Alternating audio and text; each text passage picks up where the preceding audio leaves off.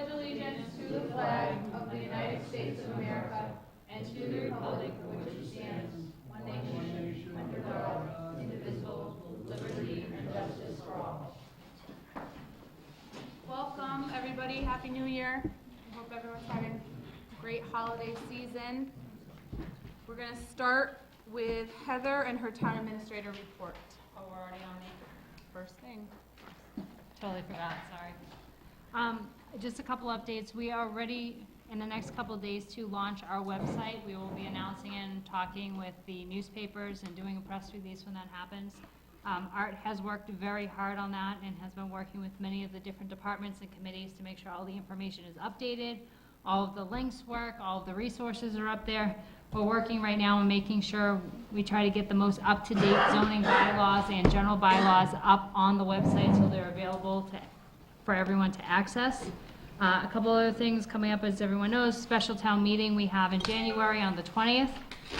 We are also working on getting the budget up and running, and we start with our financial team meetings on January 6th next week. We also have our budgets due for most of the departments next week at our department head meeting, so we are excited to get up and running on that piece.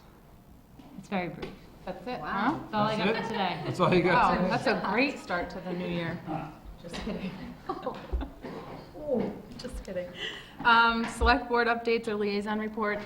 School committee was moved in December to January to accommodate the select board, and so that Heather can make it to their meeting. So they'll meet on the 15th of January, which is a Thursday instead of a Tuesday, which is helpful.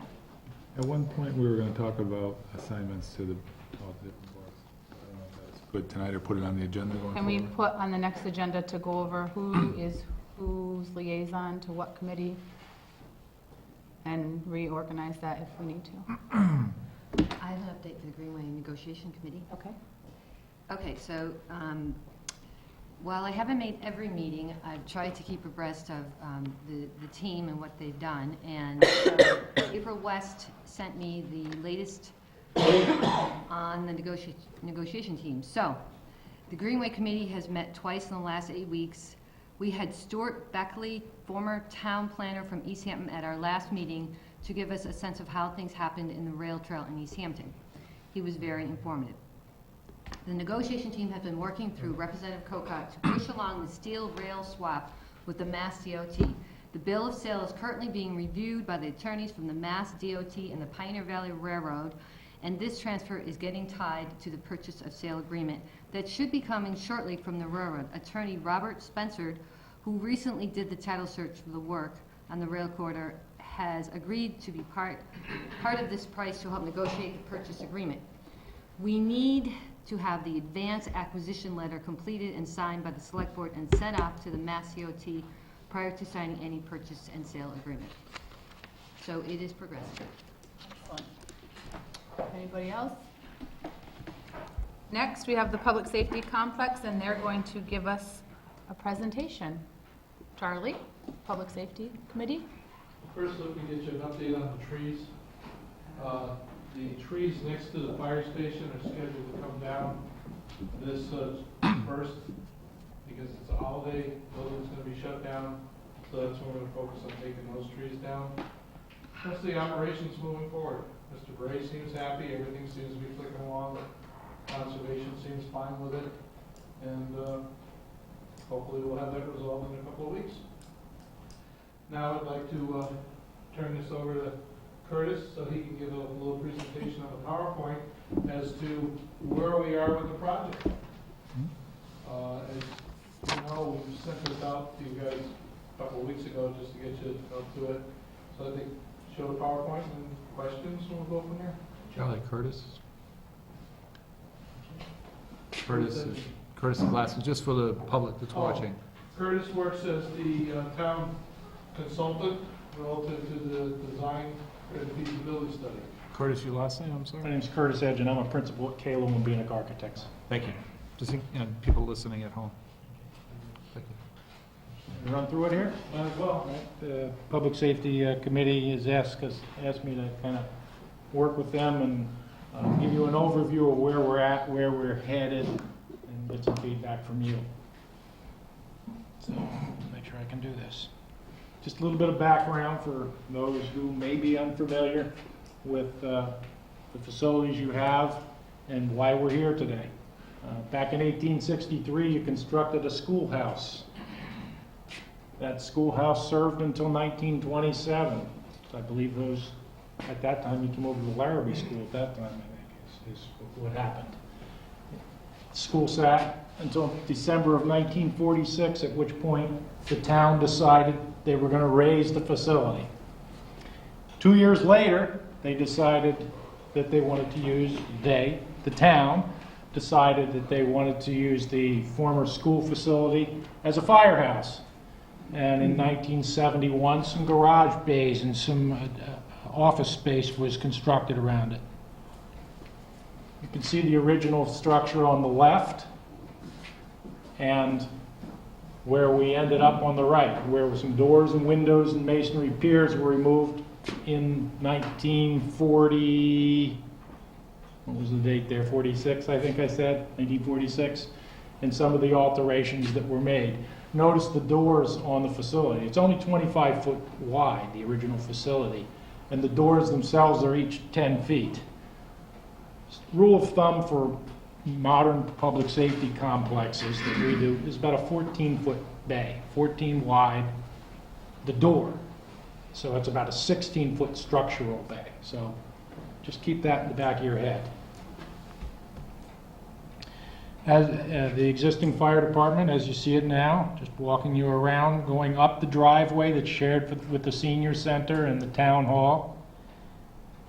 And you can start to see the additions that were built around the building in 1971. There's the original building and the wetlands to the left and the buffer zone around those wetlands. Inside conditions, you can see how tight it is between the apparatus and the side walls of the existing building. So tight, in fact, that to get the apparatus door open, thin firefighters are at benefit. Is there a program for that? For thin firefighters? Well, there could be. Working on that. Chief, you working on that? Just point out a couple of things here. The proximity of the turnout gear, where it has to be stored, to the vehicles beside it. There's very little room. So if you're in there trying to put on turnout gear and that vehicle is moving, not exactly the safest situation. And some tripping hazards on the other side where the ambulance EMS responds from. These particular photos are actually in the additions. Those are good conditions by comparison to the original building. Some of the concerns and the things that we noticed on the existing building, where you can see where in 1949 the piers were taken out and the large doors were installed. On the outside, you can see the flanking wings that were constructed in 1971. You can see the historically inaccurate shutters that were nailed to the side of the building sometime between 1949 and today. And some of the other elements that have been added, like lighting, and it's an important thing, on the face of the building. And in the red, we've circled some areas where there's some structural concerns that we think are worthy of attention. Just as some background information, when you construct a public safety facility, the building code requires that it be constructed as what's called a Category 4. It's an essential facility for a town. Police stations, fire stations, and there's a whole list of hospitals, those types of facilities that are essential for town's situation.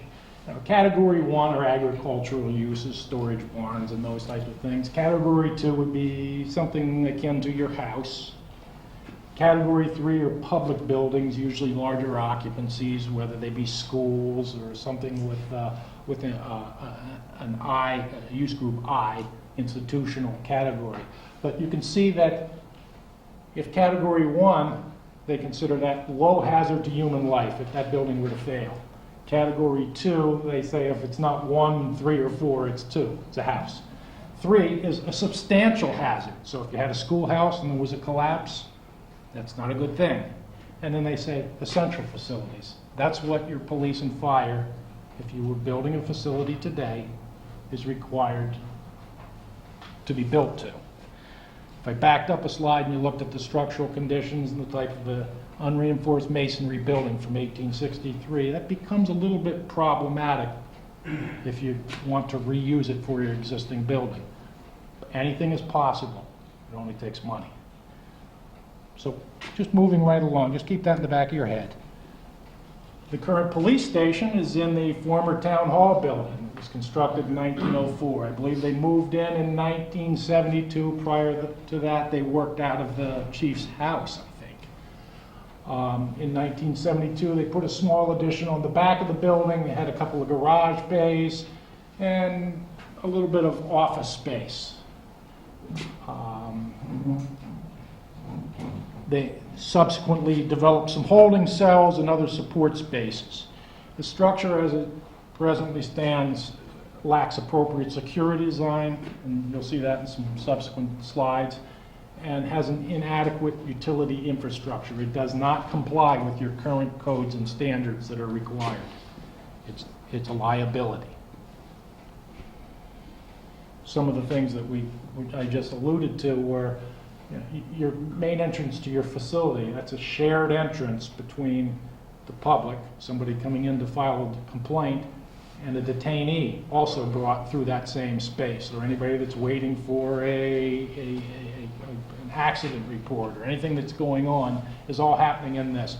It's not exactly how we would design a new facility. Some of the shared office spaces, dispatch space upper right, the emergency operations center, which also doubles if you turn the chair around for the kitchenette for the dispatch. People in the dispatch have to be there 24/7. They need to be able to have a coffee pot, I guess would be nice. They also have to have restrooms to support it. We're a little bit deficient in that regard. Some of the spaces within the police department, the briefing and equipment area, you can see some of the challenges with the infrastructure. On the left side, the boiler room, which happens to serve as the armory for the police department weaponry. Interview room on the upper right, the male and female locker room. It's right on the other side from the boiler room. It's actually one of the nicer spaces. The PD garage in 1972, when you put the addition on, had 2 garage bays. Well, one of them happens to be what's used for the booking area now before you bring a prisoner into the cells. The other garage, it's not large enough to actually maneuver around to get a prisoner out of the cruiser safely, close the doors, and get them into the booking area. It just doesn't function by today's standards. The detention cell, nothing really unusual there. General storage below the stairway. If you look in the background, not a very good picture, but you can see the condition of the existing masonry walls, and that's visible in many places around that police department. If you look at the brick, it's powdery. It's the mortar, you know, it's old lime mortar, and it's leaching out, and it's becoming sand essentially. Not exactly what you want as a You could stand in the back parking lot and look through the chimneys at one point before they reported it. And actually bricks were falling on the side. yeah, and So there is same one- purpose. I mean, same Yeah. same cause there. I mean, concerns. So you can repoint the outside. The inside still needs some work. It needs some attention. We'll just say that. All right. So just a little history here. Seeing the deteriorating and substandard conditions of both the police and fire department, the select board established the Public Safety Complex Committee in 2011, and they were tasked with A, evaluating the town's current and future needs based on inputs from the local departments, comparison with other facilities, other towns' facilities on, you know, what are the standards, and professional standards. And that's where we can help, because we've done quite a few facilities. And their second charge was evaluating town-owned assets to determine the suitability for essential town services. Just as an example, these are some modern public safety facilities. Actually, we've done all of these except the one in the center on the bottom, which happens to be Granby. That's one that was fairly recently constructed. I'm not going to throw too many stones at it, but I would say that in the historical town center, they might have made a better gesture. But it's really nice. Yeah. It's really nice, it's very functional. Perhaps it could have been a little more respectful of the historical flavor. But it functions well, so. Were you involved with the one in Hadley? Hadley, no. That's very nice. Yep, that's, I'll bet that's 20, 25 years old now. Already? Is Yeah. that the top left one? Is that Top left happens to be Ashburnham. That's a community about the same size, same demographics as Southampton. You have about 6,000 residents. That project actually was a combination of a pre-engineered building on the back, very cost-effective way to enclose space for apparatus, but on the front, a conventionally framed building, wood frame, steel deck, Do you steel and remember how much concrete. that was? I'm sorry? Do you remember how much that That was? was $5.2 million. 21,000 feet, somewhere there around. It was about 5.2, not inclusive of a site package that was about $750,000. So, and that was about 7 years ago, 8 years ago. Charlie, how much was Granby? Do you remember?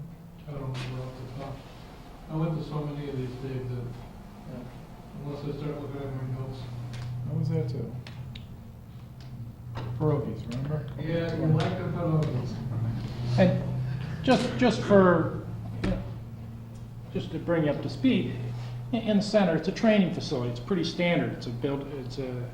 It's for training of the firefighters and police officers, and generally, they're set up as multi-use, flexible spaces. You know, they can be used by the community if they're designed appropriately, so within the levels of security, and their flexibility. The one in the center actually works as the emergency operations center. That happens to be UMass Police Headquarters. And up above, I believe, is Northampton's booking area. You can see the separation there, the booking where the detainee is and the officer is. There's a physical barrier there. And if you recall the slide that I showed you from Southampton, that separation doesn't exist. Easthampton, it's not an apples-to-apples comparison, but that was a brand-new building. The only reason I put that up there is the historic detailing that was put into that building draws from other buildings around the town. The schoolhouses, the mill buildings, and if you look closely at the brick detailing, you can see some of the similarities, and that was by design. And the upper right happens to be Milford. The building on the left portion of it there was originally constructed for horse-drawn fire apparatus. It was in pretty good shape. It was downtown. The historic committee was adamant that building would be retained. They wanted to have a presence downtown. They have no apron space out front, but they needed apparatus space. So the link in between and the part to the right of the flag is all new.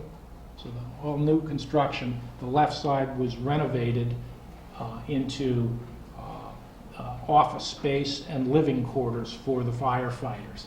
That was about 2 building codes, maybe 3 building codes ago now. So one of the things, when you're talking about that, and the apron space, when you look at Granby actually has bays on both sides of the building. It's a drive-through, yes. So it's a drive-through, so when you bring in our apparatus and you don't have to back it into the bay, you drive it through, and their Correct. collection system for cleaning them was a central drain system that was right in the center Mhm.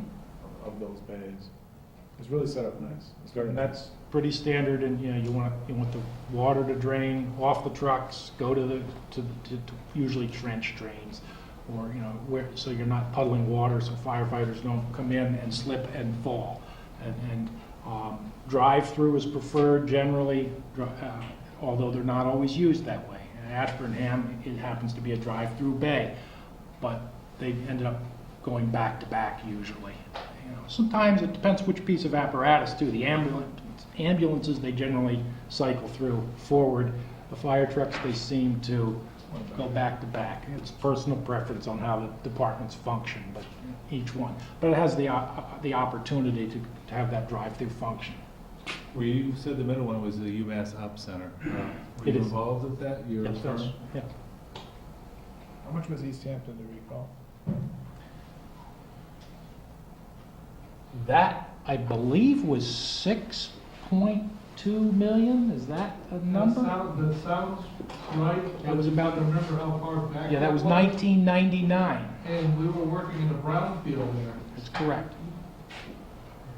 I want to say it was 6.2 million, and again, it was designed in 96, it was completed right at the end of 99, so it was 15 years ago. But you wouldn't build that facility today for 6.2 million. And Milford, another example, I mean, they were committed to the building, they were able to spend the, Now, we gave you a weapon. oh. Hot button. So, see, I don't hurt myself, Charlie? Okay. Am I going the right way? No, Top button. hot button. How's that? You gotta train him, Charlie. Yeah. Got a flashlight. All right. All right. So Milford, anyway. New section, the original section. We only put that up there as just an example that modern facilities don't have to look. Modern. They can blend into the community. So you're saying we can put a few bays over there and be good? I didn't say that, but anything is possible. Just depends what you want to spend to do that. Okay? I understand there were approximately 63 town-owned parcels that were evaluated by the building committee. And most were dismissed because they weren't suitable for a public safety complex. The committee identified 3 parcels that warranted further investigations: the town hall site, the highway garage parcel, which is a little further south, and the last one being the old landfill, the transfer station parcel.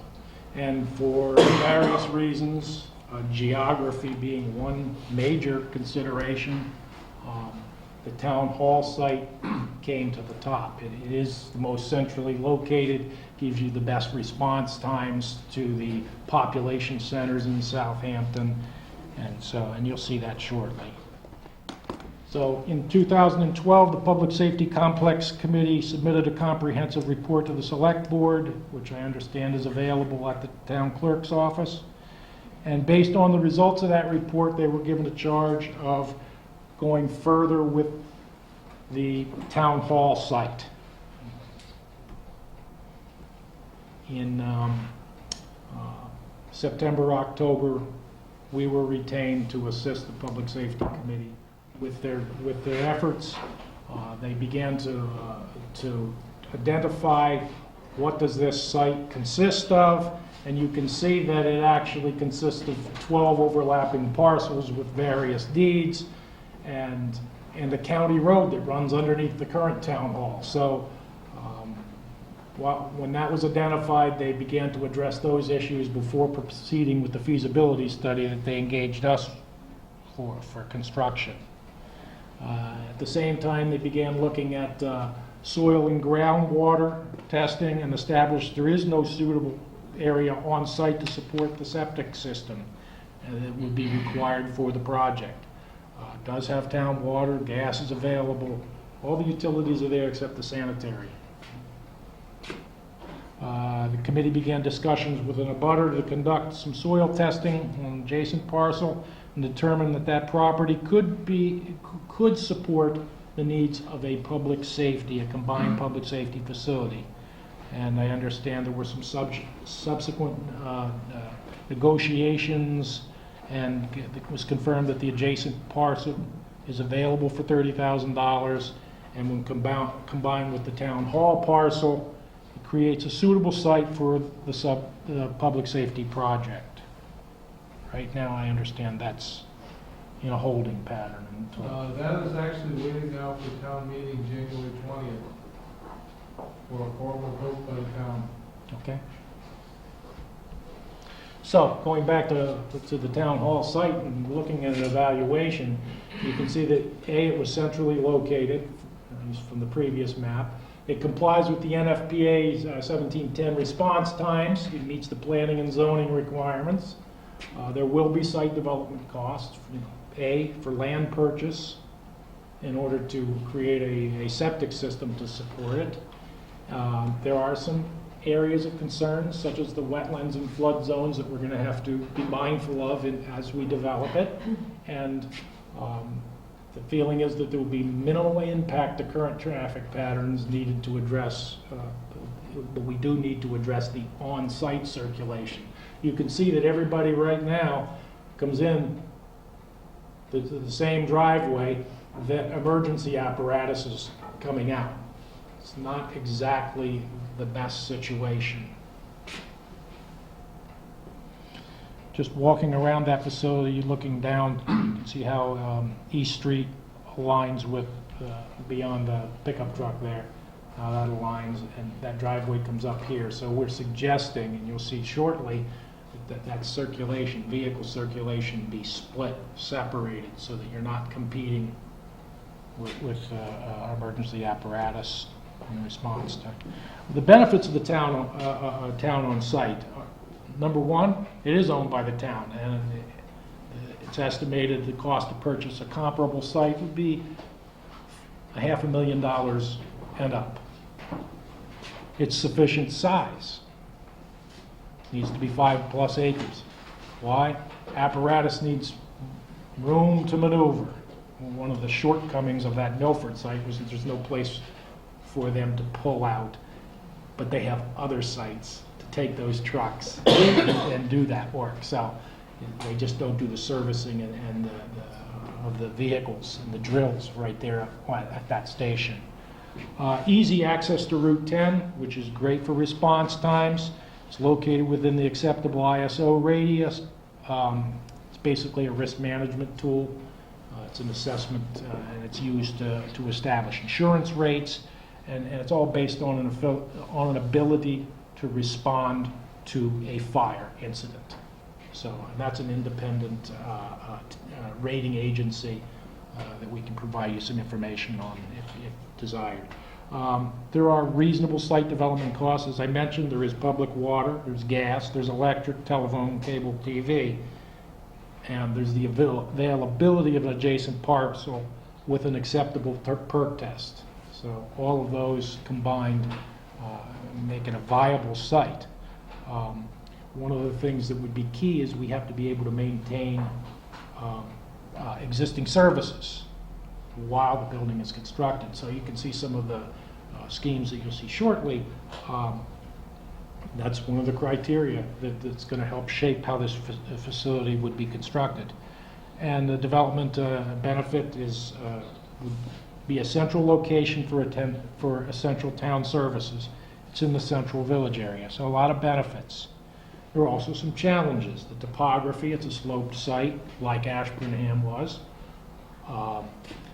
There's some environmental permitting that will be required from the wetlands. And I understand there are some potential underground storage tanks that may be adjacent to Town Hall. That hasn't been confirmed yet, but I believe that's something we're looking at right now. Challenges, the current driveway, I mentioned that earlier, with, the emergency responders competing with Town Hall and Senior Center traffic. Where am I at? The existing fire station not being suitable for reuse as a public safety facility. One, because of the size, and because of its location, it's best suited for apparatus. Because of the size, it's too small for apparatus. So those are competing. The type of construction, yes, it could be reconstructed at a cost. All right, and the code requirements, and that's why I put that excerpt from the building code earlier on what does it have to be designed to comply with. Site development constraints created by maintaining the building for other uses. Okay, We don't use it for public safety. You'll see shortly the challenges that that presents. The existing fire department building is considered a contributing structure in the Southampton Center National Historic District. So that's something we have to recognize. The soils on the current site aren't suitable for subsurface sewage. But, you know, if we purchase an adjacent parcel, we can overcome that particular challenge. So as I mentioned earlier, these are just a handful of the various options that were developed in October and November, evaluating, you know, what can we do with the site and what are possible configurations. That's without having a floor plan of a building. We're still developing the program and seeing how we can share spaces to be very efficient and provide spaces that suit the needs of both departments. But you can see that, you know, here, this one here, I think it was labeled as Concept 1. There were over a dozen that were developed. There's the original fire station. We've separated the circulation of the town hall and senior center from the apparatus. So that's a positive. There's the existing fire station. Behind it would be the police station. Well, there's pros and cons in all of these. A lot of the negatives by trying to tuck it in behind the existing fire station, if it were even to work structurally and spatially, are that your public safety facility, you want the people to be able to see it. If I'm coming down the road and someone's pursuing me, for whatever reason, I want to be able to go to a recognizable space. I don't want to have to look. And most people don't know when it wants to be something that's identifiable. I'll just say it in that fashion, okay? So that was one of the drawbacks of that particular scheme. This scheme here, other similar drawbacks, that, you know, it's tucked around back. It's great for the fire department, not so good for the police department. And you want both to function. If you're going to spend the money on a new facility, do it right. This one, well, we moved it around a little further, and we were trying to respect topography and stay out of the wetlands over here. Again, you've separated the apparatus coming out, but coming in, it's a little bit convoluted in that fashion. So coming around, here's one that was developed where the fire station went away, but you can see that that one doesn't have a drive-through for the apparatus bay, so that's a negative, and it also shares the corner of the existing fire station, so that kind of goes against what we were saying. We want to stay in business while we're constructing the new one. So that was one of the negatives about that particular one. And here's one where we just left the old fire station alone and built behind it. Again, not really visible from the street if I'm coming there, and it also makes the traffic patterns a little bit difficult in that the apparatus would be coming out here and turning a hard left to come back out and compete against people coming into the town hall and senior center. And I'm not sure what the proposed use for that. It's just kind of sitting there right now. When you drew these plans up, I know there's been some limited input from the police, but I haven't talked to Chief Sylvan in the past. He's wanted a Sallyport. Mm-hmm. Are these plans incorporating that? A Sallyport would be in each of these, yes. And you'll see us slide a little bit further where we show where a potential Sallyport might be. But we haven't firmed up the actual recommended plan, but we're just getting site development concepts at this point. But you can see some of the challenges from just this handful that were here. But you know, there was a process, and we're continuing it. The existing fire station, well, what can we do with that? We talked with the preservation consultant, the historic preservation consultant that we dealt with a lot of times. You know, we can avoid it completely, the current fire station with a new complex. Well, you saw some of the challenges that presents. It results in a compromised solution, the poor traffic circulation, the limited visibility, and the awareness of the public safety services. So It's an option. And then there's no identified use for the existing building. High cost to renovate for any other use. No matter what you do, if you're going to reuse it and renovate it, it's going to have to be brought up to a particular code. Perhaps not to a Category 4 essential facility, but in one of those other categories, because it's an unreinforced masonry building with like Town Hall that you talked about, and the line coming out of the border, and it just becomes brick sitting on sand at that point. You got the same thing going on there with a building that was done in the 1860s. You can incorporate the current fire station in the new complex. That's possible, like we did in Milford, but right now, as I mentioned before, it's not appropriately sized for fire department apparatus. So, what would it be? Would it be office space? Okay, we could do that. But then there'll be a cost associated with structurally reinforcing that building. And we're past reinforcing. You're going to take it down and reconstruct it for all intents and purposes. There's no way to just reinforce an unreinforced building like that. But when you look at this building, the existing firehouse, the way it is structured now, nailed on shutters, the floodlight stuck on the apex, how much of the original 1800 historical value is left in the building compared to whatever has been changed, especially in '71 when he did all the changes to it? Is it truly a historically significant building that really represents what 1800 was when he took out the columns? I mean, they really changed the building. It really isn't an 1800. Exactly. It's not really a true, my house is an 1844 farmhouse. Believe me, it's an 1844 farmhouse. It's post and beam, and it really is what it is. This is, to me, in my mind, this is not an 1800 structure. This is a structure that's evolved, especially in '71. So in your opinion, how much true historical value to represent that age of 1800s? I agree with you 100%. And as I mentioned, I discussed it with a historic preservation consultant. He has a similar feeling about that, but we know that it's listed as a contributing building. And as a matter of fact, in the description of the structure that's attached to what the contributing buildings are that are all listed, it says what you just said, without everything being disrupted from its original construction. But what was noted about the facility was the corbelling and the brick along the top. Now I take you back to Easthampton and to Milford. Those are new structures.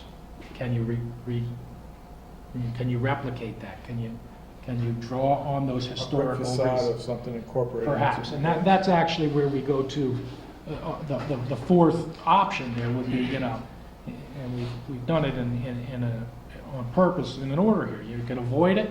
You can try and use it. You can relocate it. If you have a use for it somewhere else in town, or somebody else that you want to sell it and has a use for it, great. Then you can retain whatever's left of that 1863 structure. You would obviously tear off those 1971 wings and work with that 25-foot wide building. Or you can raise it perhaps, and then in your new facility, put some historical, draw on the historic benefits or the past and try and incorporate it in your new facility. In your experience, have they used actual brick from a raised building to reincorporate it into a new building to really sort of get it? It can be done. It's very costly. The type of brick tends to work against you right now. We've had much greater success. We're working on a project right now with the National Park Service down at Springfield by the Armory.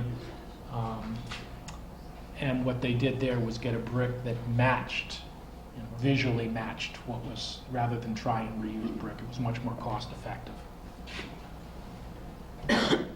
So now jumping over to where we migrated to with all those other schemes, the pluses and minuses, you can see where it's pushed behind the development of an apparatus bay with drive-through bays. We've left in right now the footprint of the complete fire station and then the gray shading in the middle is the original fire station, so the areas around are the 1971 additions or 1972 additions. Just to demonstrate the logistical problems of where that existing station is. It was in a great spot when it functioned as your fire station. Unfortunately, if it's not functioning as your fire station, it blocks your apparatus from coming out right now, given the desire to separate this traffic from that. And I think that's really important, that you want to do that. So the blue arrow up here, Sallyport, to your question earlier. Come in, area here where a dispatcher would be your police services, your fire services, and your apparatus, but and multi-tiered because of the way the site marches up the hill. And you can also see the area behind, furthest to the left up there, shaded in green, which is the area where a septic system could be incorporated. Question? On the red, that's the apparatus coming out of the fire station, I assume. Yes. How does it get to the back side of it? It can come in the right side. There's actually enough room when it returns, I don't know, not there, through this way, Is to there move room to turn around. around the trucks? Or it can come up around, Using the yellow, come this direction and come so it's around. gonna use Yeah. the same as the Come up cars. over and then back down. So that's probably, for your larger equipment, the route that would be taken. They would bring them in. We'd have to work on this radius here. But come in, come through this, here's your public lot, your staff parking lot for the police and where the cruisers would be, and then drop them back down and come in the backside there. It's pretty tight and the elevations move a lot. There are challenges that still need to be addressed, but this one, we're trying to reduce the amount of cut and fill too, and balance that out, so. That couldn't be slid forward, the whole complex, or would that be too tight? It could be, but the further forward you come, remember that existing facility, Assume it was gone. if it were gone, it would be helpful. Then we need to find some other way of providing those services while the construction occurred. If that was the Absolutely, best one, then work with the chiefs to figure it out. correct. It just seems like the terrain and the radius way in the back are gonna be tough for them. We had it drawn further forward, but, there's a lot of, it's a balancing act. How long would you say it would take to, I mean, you could probably leave the existing structure there if you slid the new one forward 10, 20 feet, correct? I mean, you could slide it forward to some degree that they would still be able to use the firehouse. Or not, I mean, I don't know how far, but Possibly. I don't know what that distance is between the two. I can't tell you from here. But It's pretty close right now. Okay.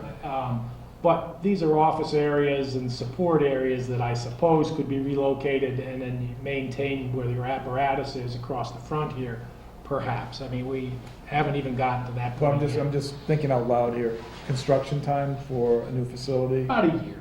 So you would find, if you raise the existing structure, you'd have to find a new location to house the equipment for 1 year. Correct. Is that a correct statement? That's about right. Okay.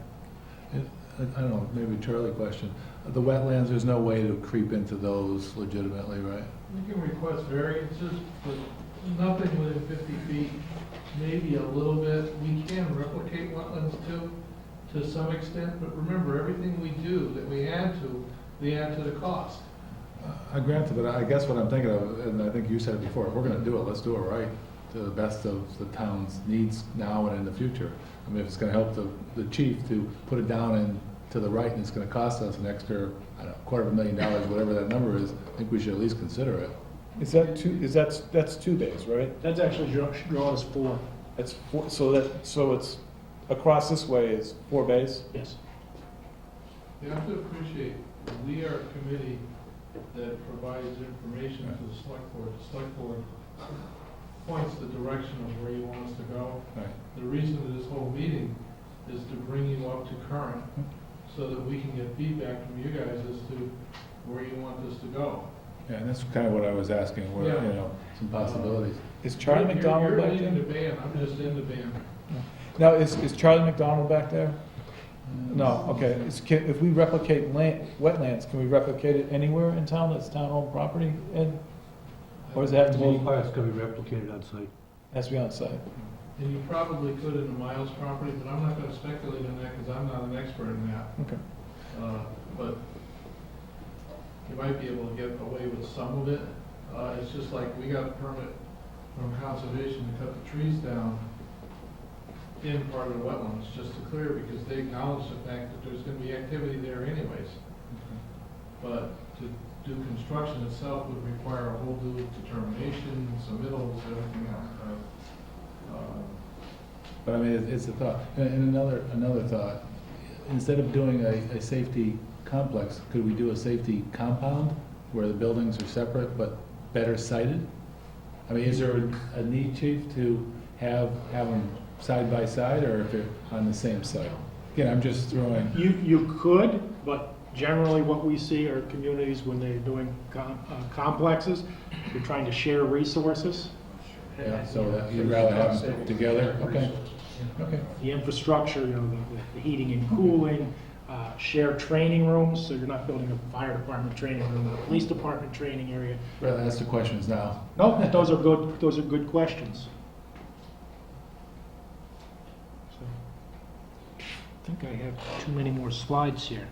So as Charlie said, our whole purpose here was not to say we have any solutions. We're just showing you things that we've identified right now for consideration, and we really appreciate the feedback, because that will help guide the direction that we ultimately go. Another question, if we slid it down, would it save appreciably on the construction costs up on the hill? It's still going to be a multi-level facility, so I can't We're not really, gonna save enough to come down and do something else down? I don't know the answer to that, but I suspect no, because just the way the topography was working there is, you're going to be marching up the hill. So in this scheme, the police department, the main level, where you would come in if you were filing a complaint or picking up a accident report or what have you, is the upper level. But because of the topography, you're coming in at grade, again, like Ashburnham, that was another good example, because that picture that you saw was the upper level, and things were happening down below. So it's a similar approach, but sloping a little different and a lot of other variables. I have a question. So we keep talking about sliding the whole complex down, but does it really make that big a difference, chief, if you slide it down or leave it there? No, I think really the consideration is just, getting emergency access up to the street, keeping it separate from town hall traffic. And honestly, I think whatever design really functions, for our practical needs. We're not talking about a big enough space of sliding it down that's gonna make a huge I think they were talking response time difference or Well, anything turning like of the that. snow, it's the turning behind, I think, the facility. When the vehicles come back to the fire station, make sure they have enough space to turn in an arc to come back into the backside. Yeah. It's a drive-through. It would give you a little bit more relief in this area probably, because as this slid down, you would have more area on the backside to maneuver. Okay, and I just have one other question. Maybe it's a really stupid question, but do police cars never get housed in a garage? They always park outside? Typically, yes. There's sometimes there's like a lean-to, if you will, in some departments. I know Ashburn, and we did a site visit there, and they actually built a lean-to, the back side of it was solar panels, and the solar panels contributed to the, Because you have to clean your cars out and... in the winter, yes. Right, that's a problem, because if an officer's coming in to do something at the station, and it's snowing, and they leave their cruisers running. They have to, otherwise it's all gonna freeze up. And One of the Sally ports we went to, the cruiser was stored inside. You actually get two cruisers in the Sally port. Remember that one we went to? Yeah. I forget where it was. Deerfield, was it not Deerfield? It's up that way. Ideally, It you was Sunderland. would have a It's on the side of Sally. the river, but further. What is a Sally port? A Sally port's where you come in, close the door, take the prisoner out to put in the detention cell. Big garage. Yep, it's a garage, but there aren't It'd be nice to tools or have a things car. around that You know, a they stored prisoner everything, can, they stored everything in it too. They had like tires and everything behind. they can do that, but usually up high. Most often, we have a sally port as well as a PD garage where they may be servicing a vehicle, or if they impound a vehicle, if there's, it has to be processed, if there's a murder, if there's a fatal accident, those types of things. Instead of storing them outside in the elements, they bring them in, they protect them, they, you know, put them in a place where other people can't touch them. For evidentiary purposes. Yeah, evidence. So usually you end up with two. And in Ashburnham, actually, and I can go back to that example, there was a garage on the lower level for that. So you can service vehicles all the time, but if they had to impound a vehicle, they could bring it in the lower garage. But the sally port functions as a sally port, or it can function as a place to put a cruiser while they're coming in Certainly for a in short, storm, I'm sure. short period of time, absolutely. That's pretty standard. On the parking lot, you have highlighted gray on the new parking lot. What is that, a buffer? Help me. Here? Yeah, all around that parking lot, we got gray. Oh, It's a you mean lighter these gray. areas? Yeah. That's topography. And then these are actual retaining walls, which are costly. That's one of the things we're So trying the to fire avoid. truck has to go between the retaining wall and the building? No, that is on the lower side. So that's keeping that parking lot from going down the hill into the wetlands. Because it's in the edge of the buffer, but it's not in the wetlands. So this line here is shown as a retaining wall. That's topography there, little excerpts here and there, in this particular scheme where there are retaining walls. I'm sorry, on the left where the yellow arrow is going up there, if the fire truck's going up there, you got a retaining wall to the On your left, and that's going up. So that would restrict, I would think. Do you think trucks are gonna get larger, chief, or Well, trucks that we would buy? but that space is That's 25 feet wide between the corner of that building and that retaining wall. Correct. It would be designed to take two-way traffic, which would satisfy the Did look at more apparatus current turning regulations radius. and such. Yeah. So you're comfortable? Yeah, certainly by the end of this. The slide doesn't do it justice with all the dimensions. Yeah. It's just a concept, it's not Right. an actual two-scale. Right. And that's not even the final footprint, because we haven't quite meshed all those program elements together. We're in the process of finalizing that, so we can develop some costs and apply that footprint to that concept.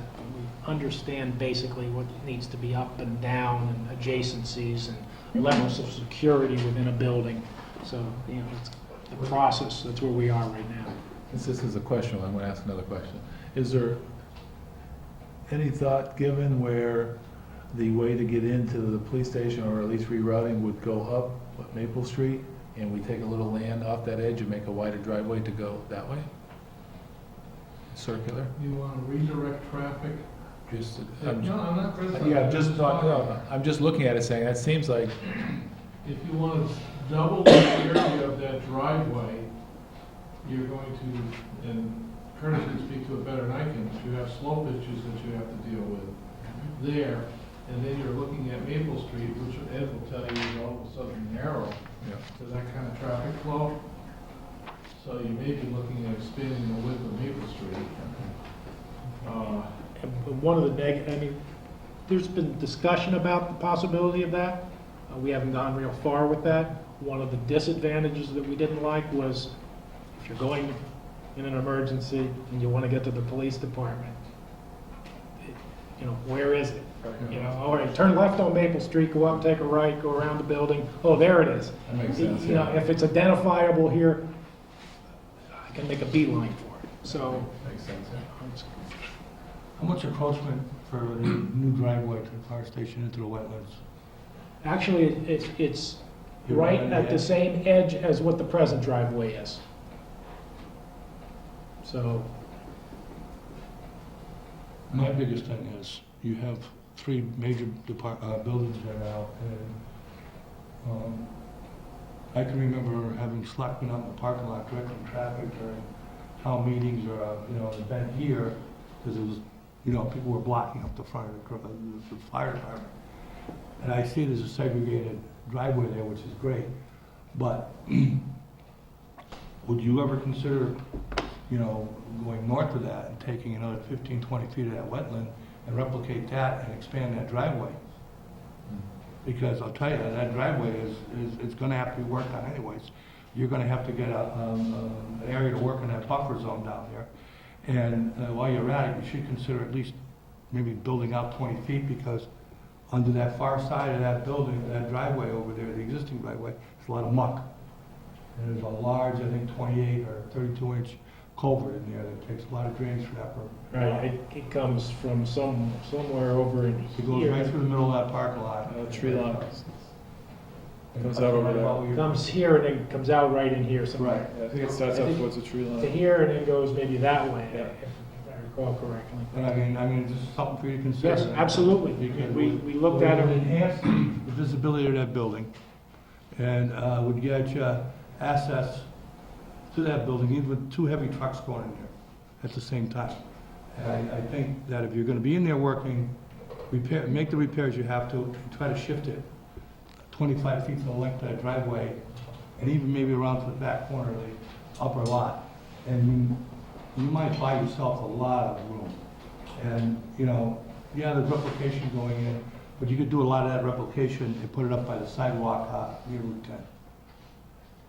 Yeah, and to Ed's point, if for some reason that current fire station stays there, you're gonna be bottlenecked to the left of that fire station, it'll never make it, so, you know, maybe using the other side.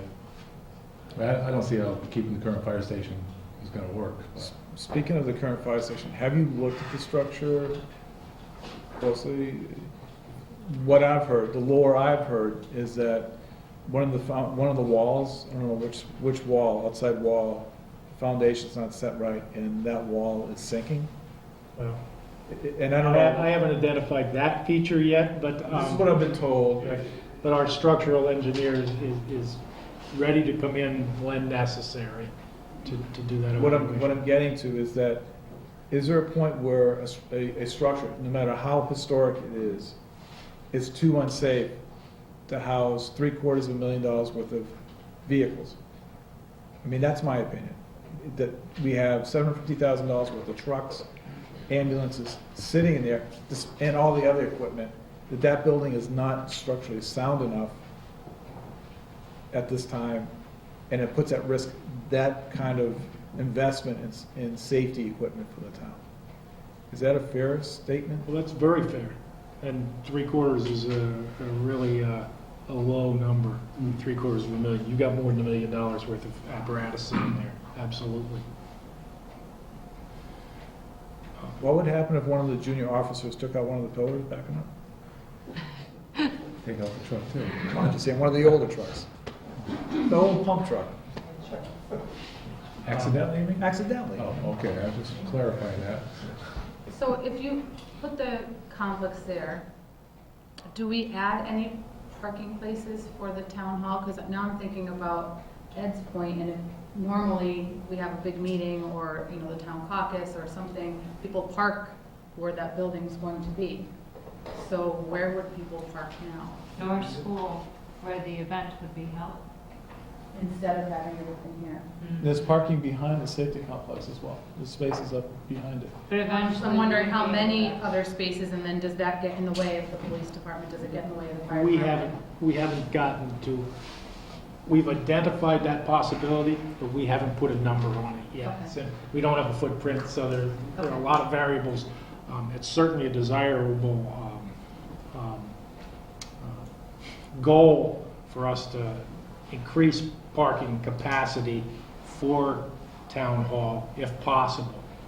But, you know, right now, our primary charge is to support the firefighters coming in, the police department, staff vehicles, the cruisers, and ability to have some public parking in the front of the police station too, that someone can come in and get out of their vehicle and get into a safe spot within the building. How many spaces did you allocate for the safety complex? Top of my head, I don't remember. I can sit and It count. looks like you got close to 40. That's probably around right, or the right number, but I see, what, 15 here and 12, so there's 27. So there's Is that double 40 to parking on the upper side? It is on this side, here's double, single here, and then double here. This would probably be your cruisers. Your staff vehicles would be over here. This would be your public parking over here. Well, public parking, that could also second as our overflow parking through the town hall when there's an event. Would have to be. It by default would probably end up, There was also discussion of the possibility of adding a little bit more parking, but that's a Parking is of a premium right there. Absolutely. I mean, because there are hearings here for the planning board and conservation, and sometimes they're very public and very well received, and you might be 75 to 100 cars. And it might be a small meeting, but you have a lot of cars. And if you also notice, you end up with 10 additional parking in that parking lot coming up the hill. All I was saying is that if No, I hear you. In fact, even with your extension of the culvert there, I personally agree with you. If we could take and encroach into another 25 feet into the wetlands and widen up that driveway, yeah, for a lot of reasons. But you have to appreciate when we do this approach, the approach is, first we're trying to do this as cost effectively as possible, then we take into consideration the feedback we get to try to determine, okay, we have these needs that have to be met. How do we modify this to do that? That's what's happening. The only thing I want to make sure everybody realizes is that this building does have some large meetings, Oh, yeah. okay? And we don't want them out in 10, you can't park on 10. You don't want them on Maple Street because it's not that wide a street. So you're gonna find them jamming up everything in there, and sometimes they'll double park on that driveway going over where the police department are. Because I can remember people going out there and getting them out of there years ago, because they just took whatever they could for a parking place and walk away and do their business and come back. But isn't it fair to say, Ed, that even now that they'll park in the field over there? Yes, they do now. So- Now, more so- so than ever. Yeah, so if you were to consider the upslope portion of the proposed complex as that field, there's more defined areas, so I think you would actually gain parking to some Well- degree. If the parking lot stays like it is and you're gonna offer them 15, 20 spots, it's gonna take the relief off the bill. It's gonna help, it's gonna help. But, it might have to be some coordination between the two chiefs saying, hey, there was a special meeting tonight, everybody park on the lower parking lot. That's what's gonna happen. But it would be great, as you guys are saying, is to get that driveway to the house that get driven through by the two New Yorkers. I don't know whose house that was. Miles. Miles' house, to move it more that House is way. not there, by the way. Excuse me? House is not there. I know, but that's where it used to be. I'm just saying it's where it used to be. We all visualize the house, I don't know what it is, even though it's been gone for years. With the hole through both Yeah, I don't sides. know why. The other thing is just an observation, when we have a large events here at the town hall, even with this parking configuration, the way it's being proposed, even if we add down into the wetlands, you're always gonna have a problem with that egress towards Maple Street. Because people park along the sides of that lawn. Yeah. And that. it's That just- might be just an enforcement issue, like, you can't park here, Right, but what I'm saying is that will be the bottleneck there, but at least it won't be a bottleneck out to Route 10. Is the retaining wall on the upslope of the proposed complex, that starts halfway down the parking lot, so people could still move up into the field behind that? Is You that? don't want to move up there, it becomes more wetlands. Okay. It's just, you're going to tone them out of the mud. A lot of rock there. I'm just telling you. Is the new driveway for the town hall gonna come more in line with East Street then? Yeah, Is if it you gonna move look at that the- far over? If you look at the topo there, you'll actually see the East Street versus so it actually comes around more. Okay. So It's East gonna- Street empties out right here, right now. The island's over here somewhere. So it's closer, but it's not a direct shot Okay. for a lot of reasons. There was a lot of discussion on that too, but I mean, there's also discussion about putting a traffic warning signal on Route 10 at the end of the driveway, so people coming down Route 10, the dispatch could put a button on to take and put a light on when our apparatus is going out. Have we ever had any near accidents at that intersection? Yeah. A lot. So are trees The coming near down? misses don't count. So are enough trees coming down so it's better visual for the fire trucks coming out? Is that the idea of the trees, or? The biggest tree is coming out at the intersection, which will help a lot. Yeah. But that tree is also being falling into the parking lot. That's one of the reasons it's coming down. Yeah. But trimming some of the trees back would open up visibility right now. But that's only temporary, that's the beginning of the beginning of the beginning. Right. It's nowhere near where we're at. How much? Oh. How much? Ballpark, anybody? I heard, when we were talking before, we said 4, but I don't know if things have gone up from that or down from that. Dave, you won't know that until he does his final presentation. All right, I'm just You- asking. And it doesn't make any sense to throw out numbers now. Well, what's your gut feel? A lot. Did you say it had a few more slides? I think we're almost to the end here. Oh, okay. Well, let me just get through the timeline here, just to so you know what is presently envisioned. October, we were retained. October through December, we did some programming and site analysis. Preliminary design concepts, we're trying to get those programs and a real building together so we can get some cost estimates done this coming month. Cost estimates will be available early February. February through May, you can take that information and talk about it in town. May 2015, the goal is to have the annual town meeting vote to appropriate the funding for the final design of the project and the total project funding. June through December would be final design and engineering, available for bidding about a year from now, which means then construction can begin in the spring of 2016, and about a year later, you could occupy. So you would be looking at a mid-year in 2017 for a timeline. And to answer some of the questions that often come up at this time, there does not appear to be any federal or state grant money available for police, fire, public safety construction projects. And usually what happens is the local funding options, barring a lot of free cash, and that's not often the case, you either end up with a Prop 2.5 override, which is a permanent, as you know, or a debt exclusion, which retires after the project debt is paid off. I understand there's some other debt that will be retiring, which might be able to be utilized for the project. And so that, I know, is the final slide that says if you have questions, who to contact, and we'll get back to you on what numbers might be as we progress further. But we've got a lot to do before we can put numbers out there that people will fixate on. I think it's safe to say that it's north of the 4 million that you talked about, though. Do you have any questions for us? I have a question. You have a question for us? You got, having served in several other buildings in communities, one thing that comes to mind is equipping the building with the silliest things as mops, brooms, and stuff like that.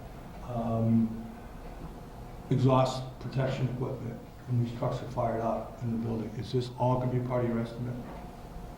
We will identify items like the, we were referencing, they refer to them as a climb event, that's kind of the trade name, vehicle exhaust system. That would be in the cost estimate. Brooms, buckets, and mops typically no. That's, They could be, but it would be a separate line item. It wouldn't just be a lump sum. You would have a construction cost, hard bricks and mortar, and you'd have soft costs, including FF&E, desks, Are chairs. you going to carry the dispatching costs and convert over? That should be plugged in, absolutely. Not as a brick and mortar, but it's in your total project cost. Right. Because you're going to have permitting fees and fees for Because these fees professional do add up. services. I like to put them part of the package. versus, Absolutely, you can't just look at one, you know, you can't just look at the construction cost, because rule of thumb is 20 to 25% more than the construction for soft costs, and that's a lot of things. okay, thank you. It sounds like the timeline, it makes a lot of sense, because obviously construction projects, you want to bid them in the late fall, early winter. So have a spring startup, because if you start bidding in the spring, everybody's full, and the prices just skyrocket. So do you think that time frame is reasonable, as long as things go normally? As long as things keep marching I don't know what forward. normally is, but yeah. Well, when they stall, that compresses something, Right, or forces something else to react to that change. But in an ideal situation, things would move forward in that fashion. And 2 years from now, we'd be talking about the grand opening. I know the construction trade now is way down, so it'd be ideal, but obviously it's not when we're ready. But we'll see. As you mentioned earlier, though, you know, you talk about, you know, how much was Easthampton, how much was Ashburnham. You start plugging those numbers in the years, and say, what can I buy now for that same value? No. You don't The do only number that yourself. matters is the one we get when the bids are open. That's correct. Yeah. Does the Public Safety Conflicts Committee feel like they had enough information from this conversation to move forward? Or are there other things that you want us to discuss to help you? You know, we don't need a formal vote, we just need a little direction as to where. And as you can see, we're actually opening ourselves up to committees in town. If a group wants us to come over and do the PowerPoint and explain what's going on and get feedback, we want to keep this as open as possible, and we want to be able so that if Dave wants to call me up and say, hey, Charlie, you know, I want you to look at this and this, that's fine. You know? This is going to be a major undertaking for the town. Do you think it's appropriate to present some of this stuff at the special town, just have a segment to present to a gathering of townsfolk, and no voting on it, just an information? I don't think it would be harmful to perhaps have this slideshow available for people to look at, either, you know, on paper or somewhere. I think that if you had that when they walked in and they were Right. able to see what was going on, I think that would be very helpful. The plan right now is to put this on the Southampton website so that they can view this. We've distributed this PowerPoint quite widely to a lot of people, so that it is circulating through town. And we have worked with the cable access channel, and they've put together a video package, which will air again tonight, I think at 10 o'clock, Paul? At 10 o'clock, as long as the meeting's over, so past. Hey. But that video actually gives you more film of what these facilities look like, and more comments from like the sergeant and that as to why this needs to happen.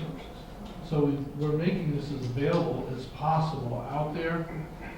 But what we're also looking at is, this is a work in progress. By the time we get to the end of January, we've gone through town meeting and purchased the land. The next thing we need to do is go back to Curtis's company to start getting numbers. So then that information needs to come out. So it's going to keep evolving as we go. So the hope is by the time we get to town meeting, anyone that's had a question will have had an opportunity to ask that question and get their answers. Because I don't want to do what we end up doing at town meetings for projects this size. We put it in front of voters, and they haven't had that opportunity to digest what's been said. Yes, ma'am? I am from the Historical Commission, and I'm wondering, do I need to wait for the public time to add some information to this discussion, or may I inject it? You may inject it. Thank you. My name is Christina Madsen, and fairly long-standing member of the Historical Commission, and I think that our Chairman Bob Kozik has written all of you a letter expressing our concerns, and I'd just like to reiterate those as you look ahead. and have come to understand the presentation. The first, or one point I would like to make is that it is in, the proposal to demolish the current fire station is in direct conflict with the master plan. And just the first goal for the historic chapter states that it is the responsibility of the Historical Commission, the Select Board, and the Planning Board to develop a plan for the future use of municipally owned historic properties, such as the Old Town Hall and Fire Station. Work to determine the highest, best use of these properties and how to repurpose the buildings while keeping historical character intact. So that's one of our directives, and it is a concern for the Historical Commission, as it well be should be for the Select Board, since you too are responsible for that aspect of the master plan. Additionally, what we want you to be aware of is that although it's apparent, or seemingly apparent, that there might not be federal or state grants available, if there is any intention of seeking those or using them, then because the fire station is a contributing structure in the National Historic District, the Select Board would have to submit a project notification form, which would trigger a 106 review and possibly other historic or reviews by the Mass Historic Commission. So if it's simply going to be town funding, that process does not have to be gone through. But if there is any chance that state or federal funding will be used, then you will have to proceed with that submission. Can I ask a question? Has the Historical Commission have a counter proposal how to, and I thought it was $750,000 worth of equipment, but I'm told it's more than $1 million worth of equipment, how to preserve all the safety equipment in town and Well, people's lives as oh, well I as, don't I'm not done, I'm sorry. Oh. How to best preserve all the safety equipment we need to save people's lives and property and retain the current fire station. Do you have a proposal for that? This summer, we were invited, the Historical Commission was invited down to the fire station. And at that time, we were told that there was no suggestion whatsoever that the original portion of the building would be torn down. The wings would come down. But it was demonstrated that the full building is still intact. The two side walls still exist. And I'm not quite sure why, but clearly that we're not arguing at all that that particular facility is not suited to the equipment. However, with some creativity, it is possible that that original structure could be incorporated into the complex itself. And that, so we do not have a specific proposal. Could you come up with one? Some sort of idea that you think would be, I guess what I'm trying to say is, it's sometimes when you're dealing with those different committees, it's always nice to sort of say, this is what we're doing, and this is what we want to do, and then someone comes like, we can't do that. I'd rather have you incorporate your opinion now, moving forward, so as we move forward, it's not a conflict, so to speak. Well, that's one reason that I wanted to speak this evening, because all the discussion this evening has focused on the project with the removal of the existing structure. And of course, the Historical Commission doesn't have any interest in those wings, but we are concerned, and we have not come up with a definitive answer because we don't have enough information to determine whether it is a building that needs to be retained. What do you mean Now, by we that? need, What do you mean by it needs to be retained? I don't understand. well, we need to see the results of a structural review, structural engineer's review. And we also would like to make sure that at least the repurposing of it has come to a point where there is not a possibility to keep it intact. Now, the example of the Milford station, where an historic building was kept intact, and then the other facilities were additions to it. It's a great idea. And we have not seen any suggestion of that in any of these proposals. And that's certainly a proposal that, or a project that an architect could undertake to retain that structure and add to it. Now, as offices, as, you know, as the entrance to the new safety complex. Now, when you said something about an engineering design, Structural engineer.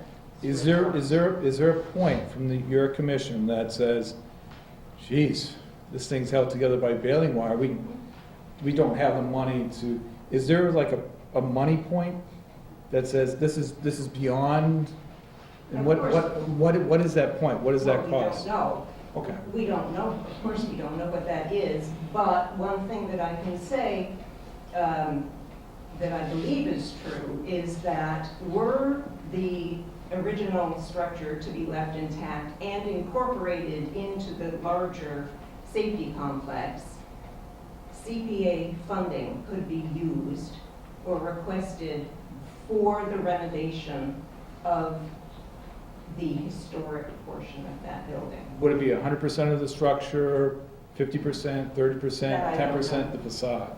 Do you know? That, no, I do not know. Charlie, was any of that talked about at any point? There's been a lot of discussion from day one about saving the fire station. About adding the new complex to the old fire station? The problem is its location. Its location in relationship to the rest of the land would mean that if, let's say hypothetically, it's the entrance to the complex, the first thing you do is step in an elevator to get to the complex. And just to talk out loud. And that's assuming it's structurally safe. You know, And at what point does a structural engineer come in and look at it?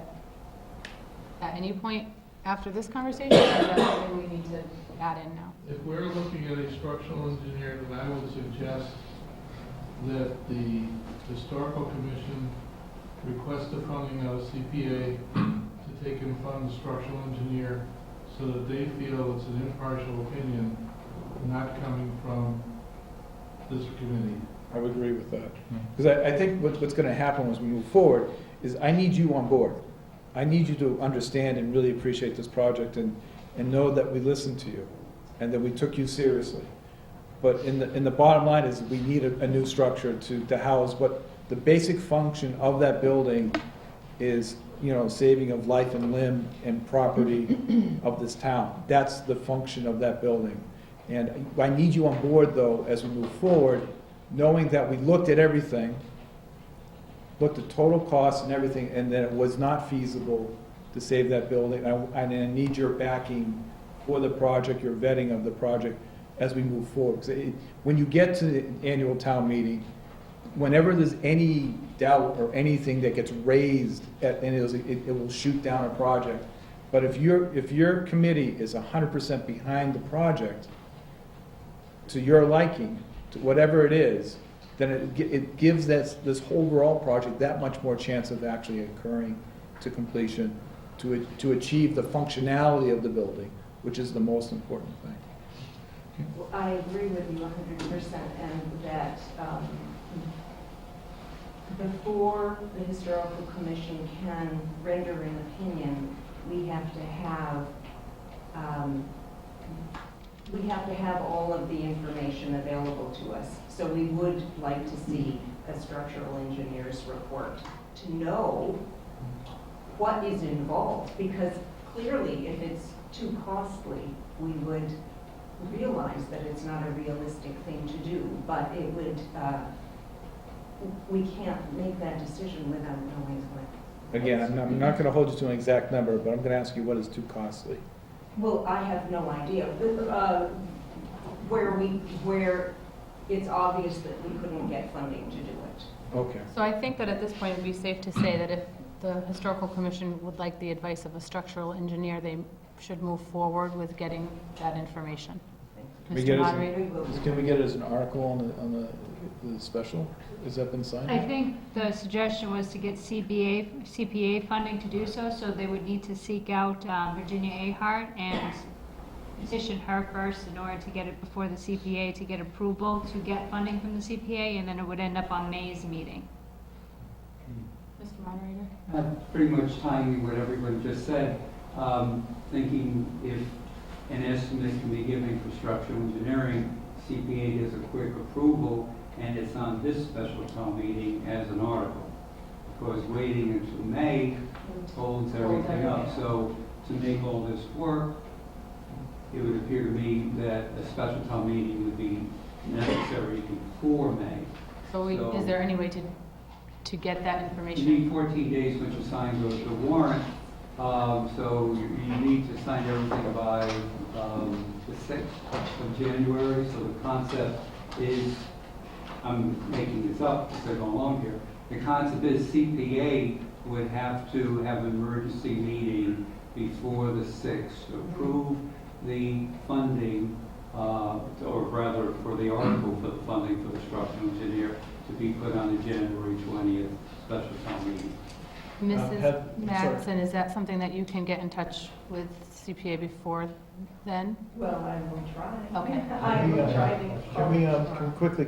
Could we use some of the free cash and then reimburse from CPA? Okay, question I have for Charlie. Charlie, is there any additional funding left in your budget that was allocated for structural that could be used now? There's probably a little less than $2,000 sitting there. You could utilize it for hiring a structural engineer. I guess, I don't see why you couldn't. If you want to do that, I happen to believe with Robert that if we wait until May, this upsets the whole. Right. Well, I agree with you, that's why I'm asking this question. I guess we could do it that way. I got an estimate for a structural engineer at about $1,500. But I was trying to keep this committee sort of neutral from the historical commission. But the point I'm asking is, you have we have structural engineering in your feasibility study for Yes, the fire in fact, station. their company has a structural And engineer. they have not done that yet, am I right? Structural engineering of the core existing building? structure. That wasn't part of our charge for this exercise.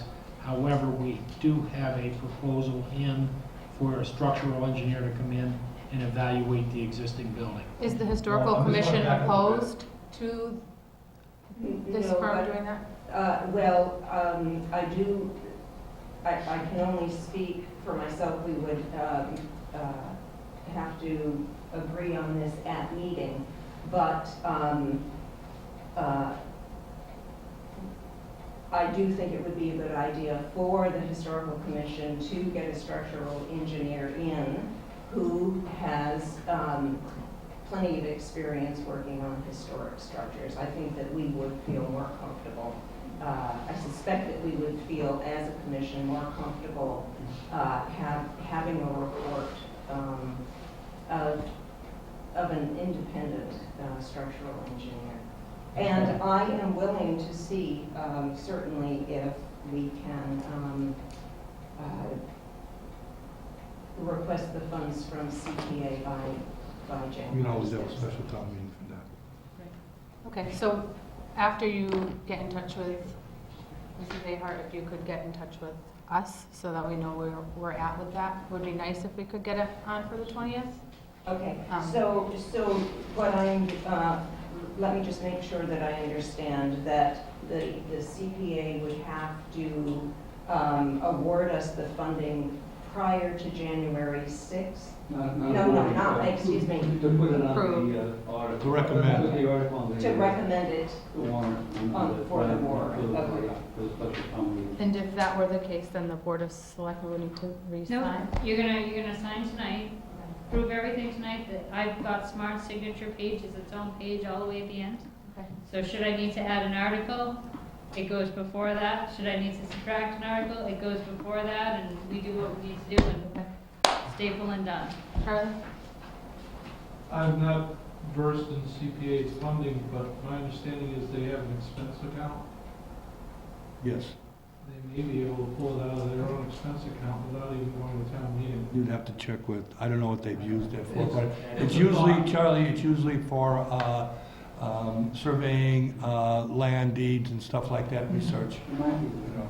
But it might be, That's a approach. Yeah, it could be. Plan A, B, C, so Yeah. everybody. that would be the easy. Yeah. Yes, Just, okay, use our expense account, you guys go hire whoever you want to hire. CPA still needs to have a emergency meeting for Right. January 6th, yes. Mrs. Mattson, do Yes. you have a timeframe when you're gonna meet to hire this engineer or anything like that? Yeah, have you thought about it? well, no, as I said, I'm speaking without, we haven't had a meeting to act on this. I know Bob's out of town, but when he comes back, do you think you could get together and Well, when he is back in town, and I'm not sure when he's returning, I will definitely be in contact with him, and we shall try to have a meeting as soon as possible. which engineering firm did you use in the past? We have not. This is the first time that we have encountered, that we have discussed the demolition of a historic building in Southampton. It's not a demolition, we're first doing the structural integrity. That's what the engineering is. What I'm saying is that we have not, during my time on historical commission, there has not been an occasion to hire a structural engineer. Okay. Hey, Liz? I have a question. Yes, sir. May I see the plan? The plan for the complex? Plan. Where you have the plan? Sure. There That- is that any one? way, yes, there is any way to create separate entrance from the other side of the old fire station? And so we have two entrances, one for the town hall and one for the complex. That actually is, No, the other way, to You mean take from the Maple Street? wetlands, no, from, yeah, over there, from that side. To put, Yes, to put over there. there is, the problem is you get into a lot of permit costs and a lot of construction costs, because that's a very deep hole out there. So just putting in the drainage and then backfilling is gonna cost money. So it really comes down to how much money do you want to How spend? much money is that? We don't know yet. It's 5,000 or We 100,000? don't know at this point, that's the So problem. if it's only $5,000 and you cost for. I can guarantee it's more than $5,000. I don't know. very safe. But you Yeah, we're all said, set there. you said the fire station, the old fire station, and you have the entrance. So that's just something else that we can have them contemplate. And plus, for the traffic, you don't have too much traffic, you have separate traffic for the complex and separate traffic for the town hall. Right, so something else for the complex committee to think about. Lisa? I just have a question. Has the Board of Selectmen voted on an actual location yet? So before the Historic Commission goes and spends money on an engineer, Yes. you haven't voted Yes. yet to use this locus. I mean, it We needs did, consent we to did. get, so that's for sure a done deal. Yeah, this was sometime Last year? a year and a half ago or 2 years ago. So it's definitely this location? Yes, Yes. there was an original study that's available at the Edwards Library, looked at all the sites in town, top 3, landfill, highway department, and this site. This site over here was deemed to be the most appropriate, and it was a vote by the select board to use this site here. Yes. Liz, question? For Mrs. Madsen, when you were talking about saving the current fire station, the central structure, and using it as part of a complex, is the historical commission adverse to keeping the central structure and putting the complex behind it? It sounds like you were just talking about keeping it as part of it. what we're concerned for is retaining the. So if it was just historic retained some way, and I don't know if it can be, they would be okay with that. Certainly independent, yes, it could be an independent structure, or it could be part of the greater. Okay, I just wanted to clarify. One of Thanks. the meetings we had with the historical commission was to actually take those new wing walls off. Right. Take the offices off the back and just leave the original structure. That was the discussion we had, and the idea was to take and put the driveway more into the wetlands area to take and divert traffic around the building. The issues came up about if we take these exterior walls off, is the building still gonna be structurally sound to sit there? Well, the Are engineer all would those tell you. exterior walls now Pushing acting in? as braces to hold it up? But the engineer would tell you that. Yeah. Right, So if they say it's okay, they're okay with leaving it there right. So itself. if the engineer Okay. comes back and says you take the outside walls off, the thing's gonna come like That a would, house of cards, well then, that would solve it. yeah, we're all done here. Yeah. Right. What do you mean by that, Charlie? The overall project or The building. saving the building? I'm sorry? When we're all done here, are you saying saving the old fire station or the whole project? We're all done, you said all done here. If we can't use the wing walls, If we take the exterior walls off that building, and it's gonna fall like a house of cards, then it's academic. We gotta just use this as driveway and take the building. Okay, all right, I just want to clarify. Okay. Because the reality is, if we have to leave that entire fire station sit there to support the center, have we really, and I'm not the historic commission, but have we saved the historic building? Because we can't see it. It's buried in the new walls. I don't suppose somebody thought of taking those old doors and putting them in the attic, huh? A long time ago? Would you like to take the ladder and go up there and take a look? I have old doors from my house in the attic. I don't know why Would you they're like to there. go there, though, to take a look? I think that this conversation has,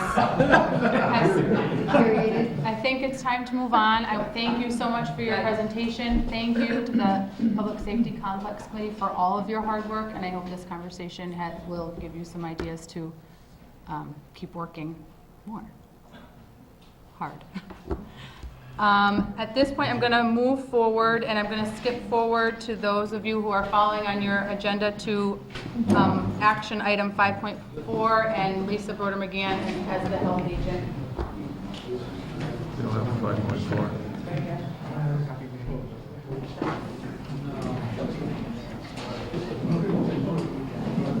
Hi. Hi. How are you? That's a tough act to follow. Yeah. We don't have a PowerPoint, huh? No PowerPoint. Oh, man. So, just really wanted to update you, I'm sure you've heard through Heather, that we are losing our health agent again. I saw it in the paper, and I said, Yes, she's on her way. yes, and this will be our third health agent in 2.5 years during my term as chair of the Board of Health, and it'll be now, I've been through 2 clerks, so now we're gonna have no clerk in that office and no health agent in that office. So I'm really here to tell the board, give the board status report, and I can tell you without any uncertainty that it's because the position is grossly underfunded. We're paying $26,000 a year for a position that's a professional position, and we can't keep anybody for that position. She's leaving and getting paid twice what she's being paid now. Neighboring communities are paying twice what we're paying. We're never going to keep anybody in that role. And part of our frustration in that office is, in addition to her doing that job, she was now then doing the clerk job, which we attempted to get some extra money for because she was doing that job, and that was also rejected. And she's also been doing the dog catcher job, which was never even a job description because there's essentially nobody doing that. Wait a minute, I picked up a dog.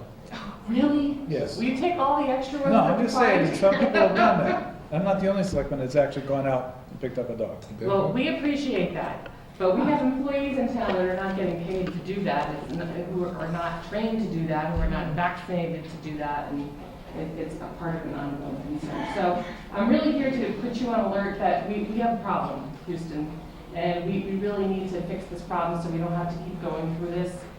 The board has been looking at other solutions to try to keep people longer by, coupling with other communities, maybe sharing with other communities, and we will continue to do that. But I'm going to be coming back here shortly and asking not only the PPB, but the Board of Selectmen to really take a closer look at what we're paying this position. So for my sanity's sake and my board's sake, we can have somebody stay in that position. I mean, this board does the job when somebody else is not, when we don't have an agent in there, and we physically can't do it. I mean, we all work full-time. So we're going to be asking for you to look at the numbers. When is her last day? Well, I keep asking her to push it because we're going to have a big problem when she's gone because the office is going to be closed. So right now, she has not given me a formal date because she's agreed to try to work with me to stay as long as she can. And Greenfield's been great about, letting us keep her until we can try to get our feet on the ground. I'm going to be going back to PPB and the Board of Selectmen and ask for, at a minimum, an emergency hire for a clerk. Because I want to get somebody in there to train somebody so at least we can find where the paper is. I mean, that was part of my concern, is we need to at least know where the paper is in that office, let alone have a live body doing the job. When you interviewed for this position last time, how many applicants did you have? 2? That's it? Yes, nobody wants this job for $26,000 a year. Well, I would think you can go back to the PQB with job descriptions and rates from the neighboring towns and convince them, because that's what they need to see. Right, well, when I first took over this job, I thought I could do that, and that was shut down very early on, so I worked with what I got. But I will be going back there, and I'm going to hope to use the numbers that I've had in the last 2.5 years about the people who have come and gone to say we really need to have some real salary so that we can keep somebody in that job. How realistic is it to think that we could share this position with another town? Well, sharing the position meaning if one person got, say, 25 hours here and then 25 hours someplace else, they could make a decent living being paid a decent amount from 2 different communities. So that is somewhat realistic. I haven't, Functionally, it would be realistic. it's probably not enough hours for us, but it's better than nothing. And that's essentially what we've been having in that office over the past 2.5 years, is no sooner do we get somebody up to speed and they leave. So it's the equivalent of not having somebody in that office. And the net effect of that is when they leave, we have to pay somebody to do per diem work, which costs us a whole lot more. So we've got to take a look at that position, fund it appropriately, get somebody in there who will stay. Do you have anybody lined up now for diem when she leaves? Not yet. I'm just absorbing this. I mean, I was just told this a few days before Christmas, so I haven't lined that up yet. Have you talked to Mrs. Swanson? I know she was looking for a job in the I have department. not yet. Okay. What are the average health agents getting for this similar work in similar communities? I want to say that Easthampton is making 51. Greenfield is making double what she's making. Full-time? 35 hours. So it's equivalent to work. This job is 32, so it's equivalent. So Easthampton's 51, what's double in Greenfield? What? Greenfield, I want to say 46. it's 20. I think it's 46. 40, no, I want to say it was almost double the salary she's making now for 40 hours. We should be looking at towns that like a population. Greenfield's got, what, 23, They have to look like at a Granby or Hadley? something like that. No, Granby's more like traditionally We need a like couple of them, But, I mean, regardless of the population, nobody is going to stay in this professional position for that No. amount of money. So you Right. either have to fund the position or you have to figure out another way to Agree. hire for. That's true, because the job is the job. Right. You know, and I know enough now about what the job requires to know how many hours it actually takes to get it done. And I don't know how familiar the board is with about what that job is, but there's a lot more to the job than meets the eye. I mean, there's restaurant inspections, there's septic inspections, there's, clinics that are done, there's people that get sick that we have to monitor. There's a lot of stuff that's continually ongoing. Plus, we like to do trainings, and we were involved with two of the cat situations. I mean, and that's very time-consuming and very, very important. And we can't, you talk about public safety and life and limb, this job is as important as a police job or the fire department, because it's involving the health of our community. How many hours is this position now? 32. So they are getting benefits, which is a good thing. They are.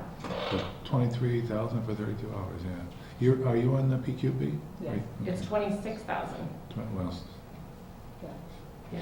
yeah. for- And it requires a 4-year degree and other specialty education. Just the knowledge alone, yeah. So what would be a fair salary? I wouldn't put that off the top of my head. I would tell you I would research it and come back to the PPB, but I can tell you it's not 26,000. So It's I'm gonna just be really here to say, 10,000 more. next time I come, You can prepare. yeah. Okay. We can do that. Thank Can you you so increase, much. can you increase your fees to cover the cost and increase salary? We did increase fees, and we did increase, actually, some, I want to say sanctions, like for instance, in the event, we have to go back and do re-inspections for places because it's costing us more time in that office, so we're trying to reallocate where we're finding costs. I wanted to charge for cat licenses because it's a good percentage of the time we're finding with cat emergencies. So it's like, well, we should have cat licenses instead of just dog licenses. So we're attempting to look at charging where we're seeing the costs are coming from. Does that answer your question? Yeah. Okay. Thank Thank you you. so much. I'm going to move to open time for the public. Anybody? Going once? Going twice? Move to dismiss. Moving on. I thought we were done. Yes, let's skip to 6.22, a request for an extension of hours from Opa Opa on Saturday, January 9th, from their normal closing time of 1 a.m. to 2 a.m. Friday, For what? Friday. You said Oh, Friday, it's a Friday, sorry. Friday. night, 12. It's Saturday morning, but I Friday night. see, Friday night to Saturday morning. What are you doing? I'm gonna have Greek party. I think Greek party. someone's turning 50, I think. Yes. A Greek party. Are we invited? Everyone is invited. Is it your birthday? Yes. I'll be 50 years old. Oh, all right. So I'm hire Greek DJ, gonna be Greek music. I invite friends from Connecticut, from Massachusetts, New Hampshire, they own the restaurants too. So everybody's welcome. Gonna have Greek food, Greek drinks. Gonna dance Greek. Gonna break this. Are there lessons? So I give. Greek lessons? Yes, yes. Is Jeanette gonna be there? Just in case I don't Is Jeanette gonna be there? Yes. I'll be The there. Greeks on the party, I know, America's different. They cook from the babies to high years old. Everybody's welcome.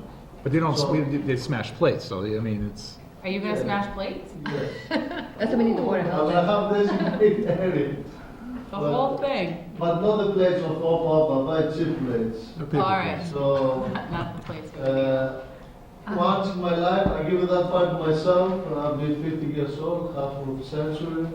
So I decided to give part to myself, and my whole family will be there. I just met. My grandkid, I became grandpa, with Joy. Congratulations. My daughter, my boys.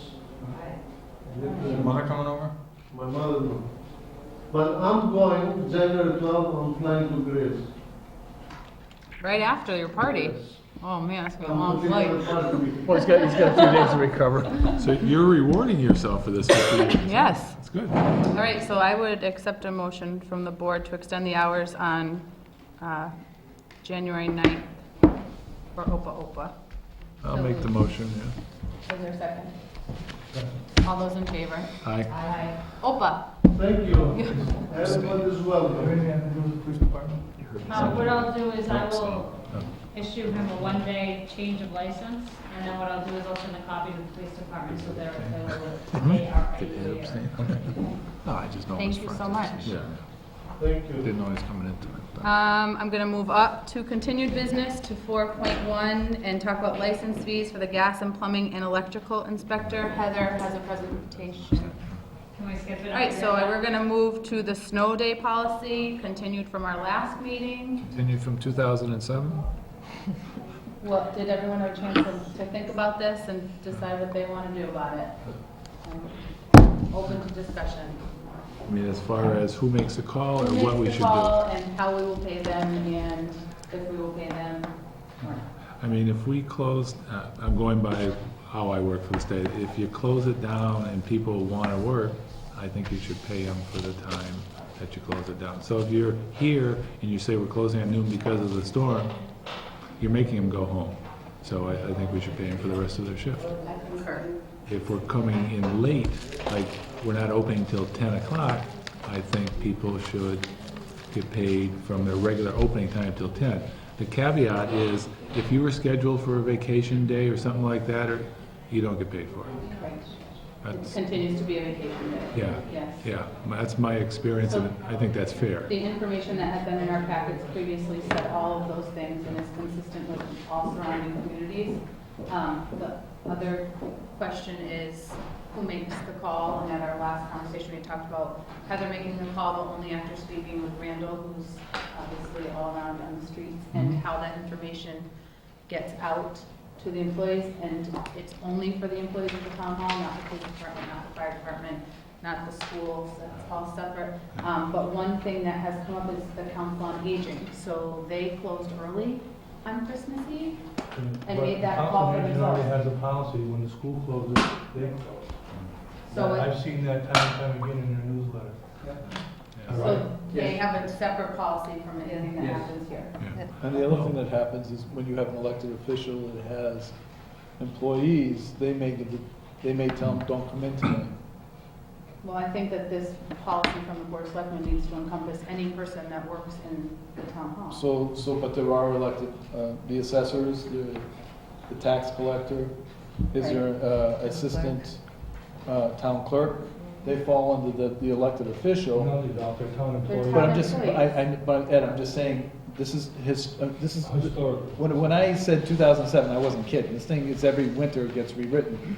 But what happens is that the assessors will say, oh, don't worry about it, don't come in, you'll get paid. And then everybody else comes in, trucks through the snow, gets paid, and there's some animosity towards the person that didn't come in. I don't understand why the Board of Assessors gets to make their own rules and the town clerk gets to make their own Sure. rules. It doesn't work that way. This I should don't go feel- out that all town employees All have to town abide by employees, it. Right. Yeah, and if, Safety of the For the building, safety of the- parking lot, is Right, this, because if Randall knows that we're closing at noon, then probably this isn't gonna be his, on his priority list. So if all of a sudden you have people in the assessor's office coming in and things aren't plowed, and No, somebody gets hurt. I'm saying it's the opposite, that they will get told not to come in, and everyone else will Well, it come shouldn't be in. any opposite, it should be one, all or nothing. I'm just letting you know that there was a conflict between elected officials in the past, and that needs to be clarified, because it's gonna be, if it happened in the past, it's gonna happen in the future. What is the best way to clarify that?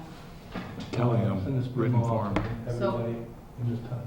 So we are in, I think the conversation went this way. If we open early, if we open late, we pay them for the time that they would have been here. If we close early, we pay them for the time that they would have worked.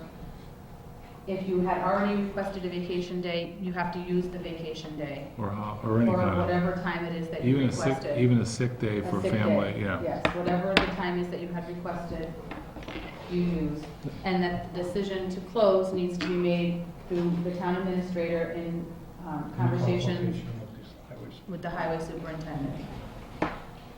Is this, Personally, I would like to know, but I may not always be the chair of this board, so, but I do think someone on the board of selectmen should know that we're closing.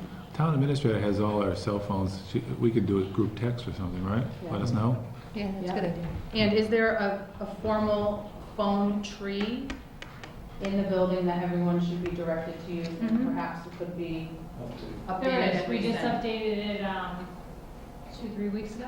And if we close early, does that mean that all meetings for the day are canceled? Well, we And- ran into a problem a few weeks ago when we had no power, where we had to make several phone calls because there were several meetings that night, but we had no power. So we had to put signs on the door, we had to contact the planning board, we had to let the planning board know, we had to mark it on the. Well, I just think that whatever decision we're making right now needs to encompass, if you're closing at 2 o'clock and all of a sudden it's not snowing at 6, are the meetings canceled or not? Well, don't we go on television saying the town hall is closed as of 2 o'clock?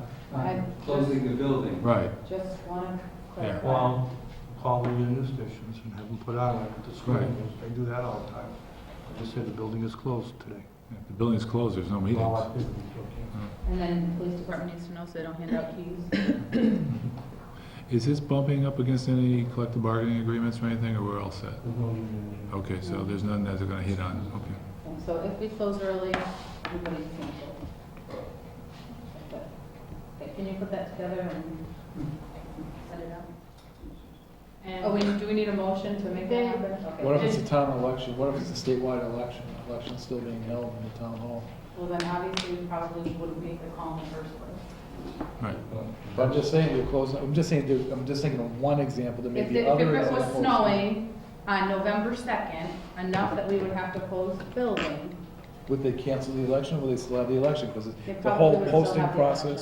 election. Isn't that right? There's a lot of discussion, what Dr. McHugh was referring to, where the town clerk or the town moderator is responsible for being at the building to opening and closing. And there's talk about changing law in Boston, or getting the fire department to drive the town moderator or the town clerk. So that's kind of already taken care of, separate process. But yeah, if you're closing the building, no election. But that's in November.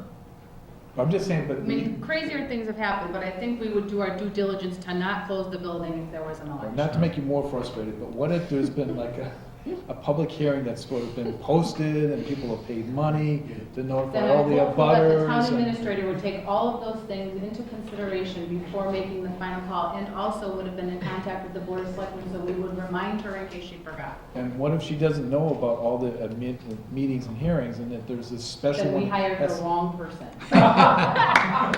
Good answer. Which we didn't. Heather, are you aware of all the special meetings at the planning board? I would accept a motion to adopt the policy, a snow closure policy as drafted by Heather for our approval. Next winter. I'll make the motion. Thank you. Is there a second? Second.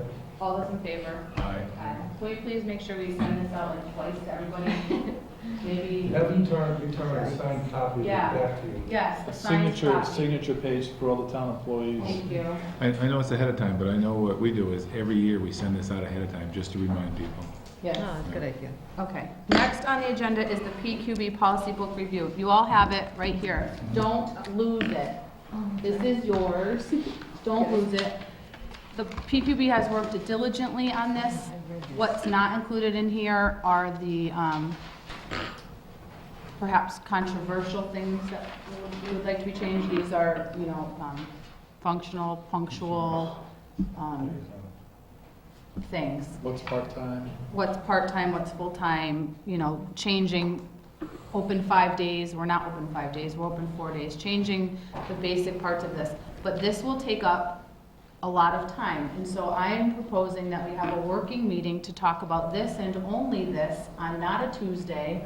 And looking at the calendar, I'm looking at my calendar, and wondering if perhaps we could meet at 5:30 before the annual town meeting in the library.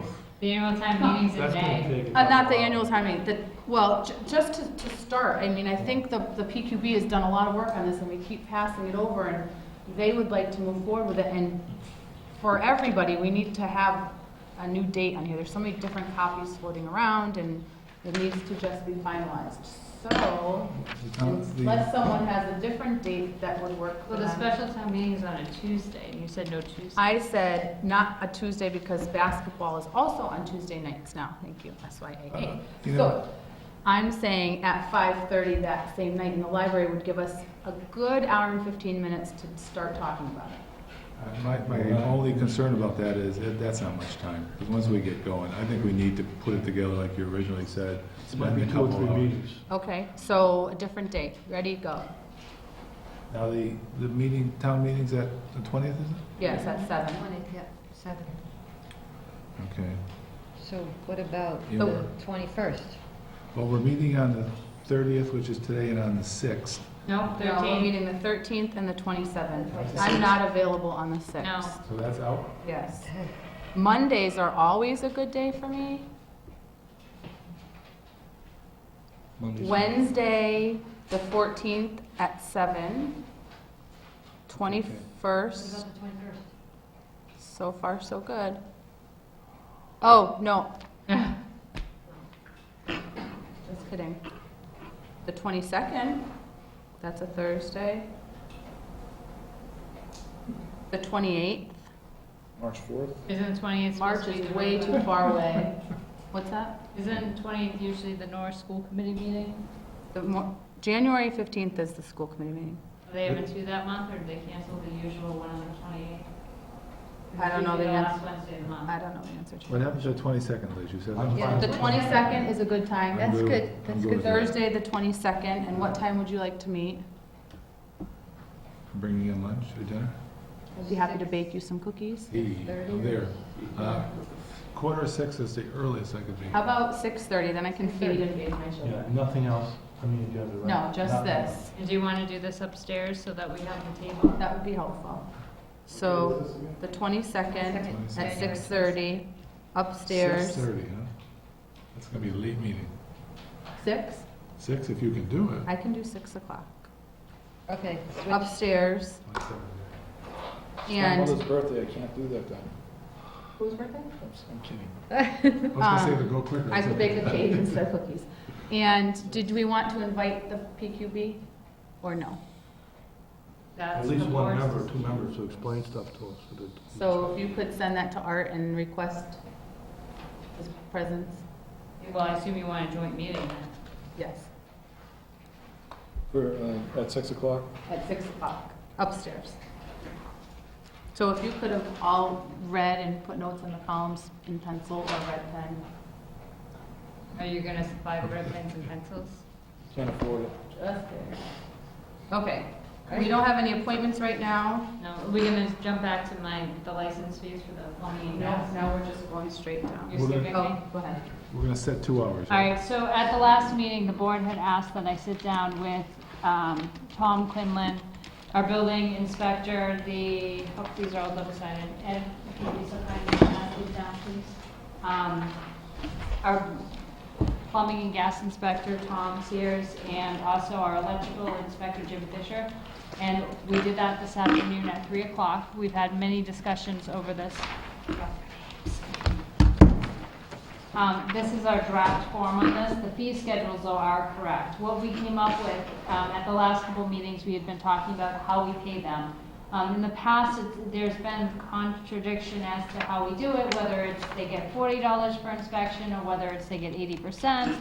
And even when we've had alternates come in to cover for the building inspector, that person only got $35, but then they got mileage. So what we came up with today was the proposal that regardless if you're an alternate, whether you're a building inspector, whether you're a plumbing, whether you're electrical, doesn't matter. If you're coming in to do the job, you get $40 per inspection. It's a flat fee, no mileage. We've eliminated the mileage fund. We figured it made more sense. Before, even if a building inspector was getting $35 per inspection, but then he was driving, maybe he drove a mile, he'd get a few cents. Maybe he drove 10 miles and he got a couple dollars. Overall, it averaged out $5 was a good deal, so the $40 made sense. Everyone ended up being happy in the end, $40 flat fee per inspection. Works out great. Sometimes the inspection might be 10 minutes, you make out great. Sometimes the inspection might be 3 hours. Not as great, but on average, it's a baseline of an average hour, it works out. And everyone left happy. Everyone left happy on that part, yes. So then we looked at the inspection fees. Tom Quinlan had a fantastic idea. He said, let's look at similarly populated towns. Let's look at Deerfield, look at Hatfield and Granby. Let's see how they have their fee structures. Let's see what their numbers look like so that we can put ourselves in a similarly situated position. So that's what we did. So if you look at the first side, it says plumbing and gas. It's the one that's got more information on it. So we went through this. One thing that we were having a lot of trouble understanding in the initial way it was written out was couldn't figure out how many inspections certain things took. Sometimes they took 2, sometimes they took 3 because they had more parts to them. So what we came up with was we really wrote it out specifically as to what was happening, what someone was expecting, and what the cost was. Most of these things say exactly how many inspections you get for the fee. If there's any additional inspections that have to happen as a result of anything else happening, it's $60. That's the additional fee inspection. It's the same thing as if someone has to come back out and re-inspect. If you call them out there saying you're ready to go, but you're not because you don't have things ready, you don't have the water at the right temperature that you're supposed to have it, whatever it is, it's an additional $60. All right, so just, I'm sorry? Can I ask a question? I was just gonna run down it, but sure. Okay, so where it says new residential plumbing, inspection, $180, and it covers all fixtures with 3 inspections. Yes.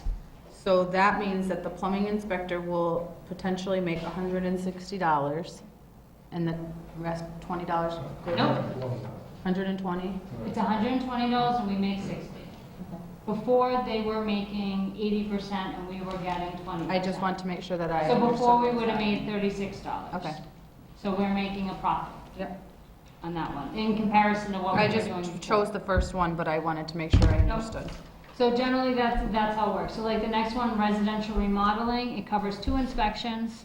It's $120, so the plumbing inspector would take home, at the end of the day, after both inspections are done, he will take home $80 and the town will get 40. Okay. Are there any questions about any of this, looking at it? So we are, just to let you know, we will pull this out a little bit differently, so that says additional inspections, so it'll be down below, so you'll see it a little bit better, and it'll be in bold. Work just on this, just the same as with the other building inspections. If the work is begun without a permit, these are doubled. I've been requested to have this start on January 15th. We were hoping to have it January 1st, but we want to make sure that we get a copy of this out to the normal contractors so that they have notice that the fees are going up. Are they going up drastically? Some are going up a little bit more than others, but generally, they're kind of in the ballpark. One thing we got away from was we used to charge per fixture, and a lot of times now we're not charging per fixture. Like I said before, we're working on the baseline. So we figured out, what the average cost was if you did a remodel of a bathroom or anything else, and we kind of based the number off of that piece. So sometimes, they're really getting a good deal, sometimes the town's making out, sometimes the town's not making out, it just depends. But we're going on the baseline, that's all we can do. To try to make it fair and consistent as much as possible. The cost for the commercial, a little bit higher. This time we added commercial under 5,000 square feet and over 5,000 square feet. Those are things, we just had one commercial line before. It was requested that by the plumbing and gas that we keep that. That was something that was put in by Deerfield, and that he liked it. So we said, okay, if that's what you'd like to do, we can go with that. We also kept the language down below. We do need to add one more paragraph there. One more sentence, and I don't remember the lingo of it, so I want to make sure I have it correct, but that part doesn't need to be improved, that's just a sentence on there. On the other side, you see the electrical inspections. And Jim did a great job on this too, of writing out, when there's 2 inspections for something such as a single-family dwelling covers 2 inspections, or additions cover 2 inspections for $120. And then again, it's the same thing on here, it needs to say the same, additional inspections will be $60, same as the re-inspections. So you don't have the word additional inspections of $60, but it should be there. Can I ask a question back on the plumbing? Yep. Under commercial, under or over 5,000, say $200 under 5,000 covers 2 inspections, then $15 each fixture. So it's a baseline $200, and you get 5 fixtures, it's an extra $75 on top of that? Yep. So there's no fixtures included with the 200, let's say? No, but we can, that's a good point, John. I think I'll add the word flat, Okay. flat fee Yep. for those 2. And it's only on the commercial. Right. What happened was when we started talking about the commercial part, we started discussing if it should be treated the same way as the residential or differently. And the problem came in is when you get to the commercial, a lot of times we have places like, say it's a convenience store with like a zillion freezers, or the Big Y with God only knows how many appliances to them. Yeah. It doesn't really make sense to say it's all going to be part of the same thing with all fixtures included, because you don't know how many fixtures they're going to be. And I mean, it could be a small little place with, 1 stove or 1 freezer, or you could be in this massive place where you're there for days doing inspection after inspection. That's a good point. Plumbing inspection, I'm going to assume that if the Big Y was building from scratch, it would be $200 plus a whole heck of a lot of fixtures. But if they're just going to put a slop sink in somewhere, it's $200 plus $15. Mm-hmm. Okay. Are there any other questions about these fees? I would accept a motion from the board to accept this new fee schedule effective January 15th For both the plumbing, for gas, both the and plumbing, gas, and electrical. Point of order. Yes. Now, people are found working without a permit, it's a double the rate. Yes. Yes. Didn't Rich have triple the rate? No, they have double two in the rate, okay, building. fine. What we tried to do, even when we typed this up today, is I tried to type it, so I had Kevin type it for me, so it looks consistent with the other building department one we already have. We're trying to move forward with consistency with all of our paperwork in the building, so things start looking alike, especially in the building department. I think it's really important that there's unity, so that if you get something from the plumbing, or get something from the electrical, or get something from the building inspector, the paperwork looks similar, so you thought you got it from the same department. So there's a motion on the table, is there a second? Second. All those in favor? Aye. Alright. Thanks, Heather. There's no appointments, the annual town meeting, Heather's gonna walk us through this, you have a copy of that in front of you also, of all the warrants. No, that's what you're reading. Okay, we're just waiting to make sure Robert had a copy over there. Is this updated? It is, just the last, I think it's the last article. So I think that's the Before we answer. start, it always seems like when we're at one of these meetings, and this is read, nobody is quite sure who's going to explain it. So are the proper people informed that they're going to explain these things? I believe so. Oh, you will, okay. I get in touch with everyone. I just don't like that feeling when you're sitting there and you go like this. Nobody says anything. Just saying. Okay, you just ready, you go. explain all of them, Liz. No problem. Okay. All right, so the first article is the transfer of FY14 free cash for FY15. To see if the town will vote to transfer the sum of $6,000 to supplement the winter expenses account. Said sum shall be taken from the FY14 free cash or take any action related thereto. This is one of the things we talked about last week. So right now, we currently are afraid that we didn't appropriate enough money in the winter wages and expenses line for FY15. According to law, we actually have to appropriate at least $1 more from fiscal year to fiscal year in order to be able to deficit spend if needed. Will we need to deficit spend? We don't know. We don't know what the winter holds in front of us, but why take the chance? It's just better to be prepared and have the option should we need to. We don't like to have it, but we'd like to have it as an option in case we need it. That being the case, we appropriated in FY14 $120,000 and some change for winter expenses. In FY15, we only appropriated $115,000, leaving us approximately $5,000 short. So putting $6,000 into this piece will put us a little bit higher than that and give us a little extra. Does everyone like that article? Or does So, anyone- it'll be above last year's appropriation of 121,605, but that doesn't tie into either the 120 or the 115. Is it supposed to? Last year was 129.80. This year would put us with the 6,121,605. So a lot more. Well, So it's a bit more. it's Does that make about, a difference going into next year? So next It's year about we'll have. 800 more. Next year, you'll have to pay that fee plus $1. Well, that's what I'm saying. So next year we'll have to pay like 800 and something. 121,606? Mm-hmm. Yeah, so should we do Required by law. 120,981? That's what I'm saying, 120, right. 121,606, as Ed said, would be all we'd be required. But why are we putting that much more in this year? Why wouldn't you put 129,881? They like to see when you do these to make good faith efforts. You could do the $1, but at this piece, I think we're going above and beyond by 700. And the thing that we run into a problem anyway would be is if we did overspend, at the end of the year, we try to cover our own balances so that we don't have a problem. So if we overspent the line, say at the end of the year, we have a rough couple months of the winter and we spend $128,000. At that point, we're still gonna try to cover that extra $7,000 in the highway budget first and then the rest of the general funds before we deficit spend and put it over to next We've done year. this before, but I think if you need to go $1 over to be in compliance with the law, the extra money, you're only gonna make sure we have to put that extra money in next year. Right, that's So what I'm just saying. go with $1. Just a Just dollar. $1. That's why on both those items, just go $1.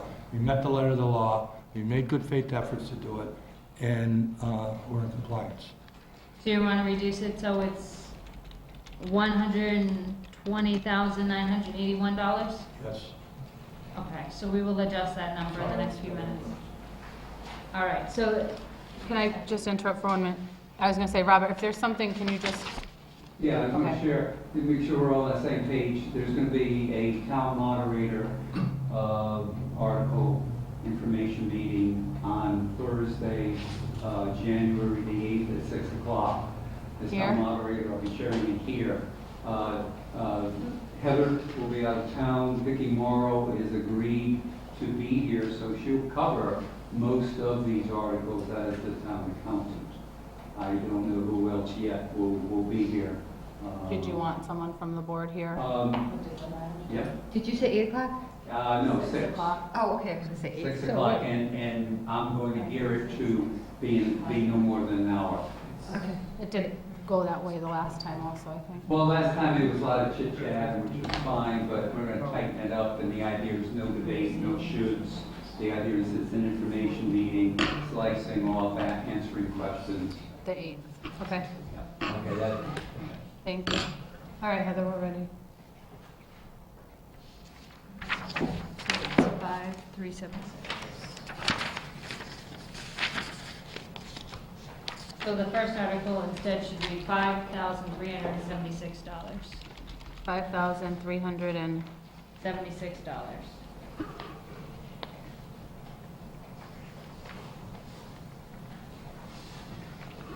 okay. All right, so the next one will be adjusted as well, by a couple.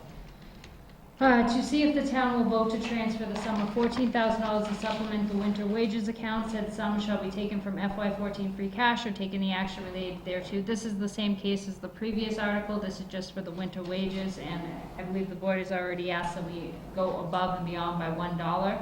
So it will be less than 14,000 slightly. So this number should read 126. Give us a few moments, we will, do you have that? No, I'm just looking at the appropriation. 126,913. Yes, ultimately, that would be the total.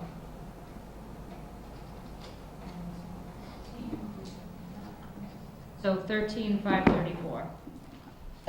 Say it again, 13, 534. 534. Okay. So that will put us at 126,913. All right. Next article, Article 3, to see if the town will vote to transfer the sum of $5,029 to supplement the insurance general account. Said sum shall be taken from FY14 free cash or take any action related thereto. The FY15 amounts were higher than the past year. We currently have a deficit of $5,028.64. The current numbers are higher than last year, or you're projected for all of 15? No, that was, we get bills at the beginning of the fiscal year for insurance, and our numbers came in higher than what we had projected when we were doing the budget at the middle of last year. Okay. So this just remedies our deficit. Article 4, to see if the town will vote to transfer the sum of $20,708 to supplement the unemployment compensation account. Said sum shall be taken from FY14 free cash or take any action related thereto. This is to rectify the negative balance. We have had numerous unemployment claims this year, and they have exceeded our originally budgeted amount of $8,000. So this will take care of our deficit that we currently sit in. Any questions? And most of those are from the school department, by the way. Article 5, to see if the town will vote to transfer the sum of $12,000 to the elementary school account for a water heater purchase. Said sum shall be taken from FY14 free cash or take any action related thereto. We're currently under net school spending by $5,309,041 by approximately $176,109. This transfer will begin to close the gap, leaving us at, I think these are where my numbers switched. Leaving us at, I think it's $154,109 variance. 154,109. Yes? I think so. No, 164,109. I have the right numbers, they're just in the wrong spot for the note comment. I apologize.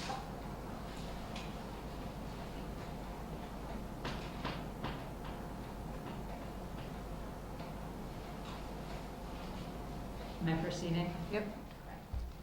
Article 6, to see if the town will vote to transfer the sum of $30,000 to the public safety feasibility account to fund the purchase of 6/10 of an acre of land for Ray property. for the purpose of an adjacent area to install a septic system for the public safety complex, which abuts the area currently owned by the town and occupied by the town hall, Larrabee Building, and the fire station. Said funds shall be taken from FY14 free cash and take any action related thereto. Article 7, to see if the town will vote to transfer the sum of $4,000 to the public safety feasibility account to cover legal costs related to the purchase of the Bray property. Said funds shall be taken from FY14 free cash and take any action related thereto. Article 8, to see if the town will vote to transfer the sum of $28 to Larrabee renovations. Said sum shall be taken from FY14 free cash or take any action related thereto. This is just to fix a negative balance that keeps showing up at the end of the year DOR reports. That's been hanging out there for a few years, and thought it'd be nice to just do some housekeeping. Article 9, to see if the town will vote to transfer the sum of $178,865 to capital stabilization. Said sum shall be taken from FY14 free cash or take any action related thereto. But does that number change now that you just changed those other ones? No. Because if you changed, it won't. Where's the extra money go? If you changed this from 121,605 to 129,81, that leaves a difference of, $1,400. Because that was, remember, when we took the free cash, we divided into 4 parcels. yes, I understand, but now you have this extra money that you're not putting towards, So it's just hanging out there. you're just gonna leave it in free cash. Yeah. But we're appropriating the free cash to 30% here and 30% there and something else here, so don't you need to add those dollar amounts in now? No, so we're appropriating the free cash, we're doing 10% to OPEB, Yeah, we're doing 35% to capital, yeah. we're doing 30% to operating stabilization, and then we're doing up to no more than 25% to one-time expenses. So anything that's left over just hangs out and flows through to next year The one time. into free cash. Or it's left over in free cash and we have it in May. But your percentages add up to 100%, don't they? That's the 25% is up to no more than. The other ones say at least. So technically, that'll be okay. This is my head, all of a sudden it sounds like somebody will have an issue with that. Right. If I'm you're just saying, sure- you're taking if the you're sure, total that's number of fine. free cash and you're putting 30 of that Yeah. total here and 30 of it here and 10% of it here, and you're missing, not that this is much money, but, I mean, if you're missing that part, then, The last one, no more than 25% of free cash shall be used for one-time expenses. But whatever's left. Yeah, Liz, what you're talking about, that extra money, the free cash starts up here. It doesn't matter how you allocate it, so it's just a reallocation down below. So Okay. 35 or 20 is the same. But up to that 25, I guess, takes care of it. Yeah, because that way you're saying, you know, it's kind of like, this week I have $25 to spend in my wallet. Maybe I'll spend 25, you know, maybe I'll go to a movie, I'll spend 10, 5 for popcorn, and I have 10 left over for next week. we weren't missing some dollars. All right, Where am I here? Article 9, Article 10. backtrack. Sorry. That's okay. All right, so this is where we're getting into the free cash policy. So the second piece is to see if the town will vote to transfer the sum of $153,312 to operating stabilizations, that sum shall be taken from FY14 free cash or take any action related thereto. Article 11, to see if the town will vote to transfer the sum of $51,104 to OPEB. Said sum shall be taken from FY14 free cash and take any action related thereto. Again, OPEB is the other post-employment benefits. I have another question when you're done. Sorry, go ahead. That's okay. So if we're allocating all of this money because of something that we said we wanted to do, shouldn't we put the add free cash bylaw before this so people understand why we're doing it? It's, one's a policy, I'm sorry. One's a policy and one's a One's a bylaw. policy, one's a bylaw, So the first ones just say this, we made the policy and we're doing it. And after that, it doesn't matter who's on the board, we create the policy, we made it a bylaw, and now that's why we're doing it. Okay. And I have some commentary on the bylaw when we get Sorry, started. I don't mean to mess it all up, I just. So the next one, Article 12, to see if the town will vote to transfer the sum of $75,000 to supplement the Norris School account. Said sum shall be taken from vocational tuition or take any action related thereto. So as we talked about last week, and I gotta make sure my numbers are correct in my notes here. But we are currently under net school spending, as I mentioned earlier, by $5.3 million. Or that's, I'm sorry, we're not under by that amount. That's what we owe for net school spending, don't panic. $5.3 million. And we were originally under by $176,109 when we started the conversation, then we started taking off from it. So we took $12,000 off earlier for the water heater, now we're taking another $75,000 off to start cutting the gap. I got a question, Heather. Yes. When we took the 12,000 for the water heater, it said, that's Article 5, it says it leaves us with 89,109 variance. Yeah, it's actually more than that, I just did. I know, but when we go to 12, the variance, after taking an additional $75,000 off, our variance has gone up. That's because they're in the wrong 101,109. order. Oh, okay. But the other thing is though, if one doesn't pass, then it sort of is right anyways. Yeah. If the first one doesn't pass, that's what it is. Yeah, exactly. I will fix those. I Okay. apologize for having my two No, I numbers just, incorrect. I saw it, I knew you had a good reason for it. Heather, net school spending, as we talked about, if we're at what percentage now below the, and what will we be at once we transfer it? Once you transfer the money, put you at 98.9% of net school spending. And We're what is much- it before, like 91 or anything? I don't want to quote on it. But much lower. We're within the 5% gap right now. Is it 5%? You have to be within 5%. Okay. We're within the 5% anyway, Right. but we're currently, I don't want to guess the number. I So we want to don't- say it's like, I'd say it's like 3% and this will reduce us closer So we to don't 1. have to fund it if they turn it down, it's just we want to get it a little closer to It's a good net faith, school. good Yep. faith gesture. But the issue is kind of like what Liz said before on the small numbers, this automatically adds that amount into the school budget every year. Right? Well, you have to remember, net school You spending have is going to go up. to, you every have year. to fund it at 100% anyway, that's the law. So you're not really adding it into the school budget. We didn't, But we're within tolerances legally. yes, at the moment. So But if technically, your it is. obligation is 100%, then you should fund 100%. But technically, it adds money back. I just, when the question comes up, I just. It adds money back to the Norris budget this year, but only because the kids didn't go to the VOC.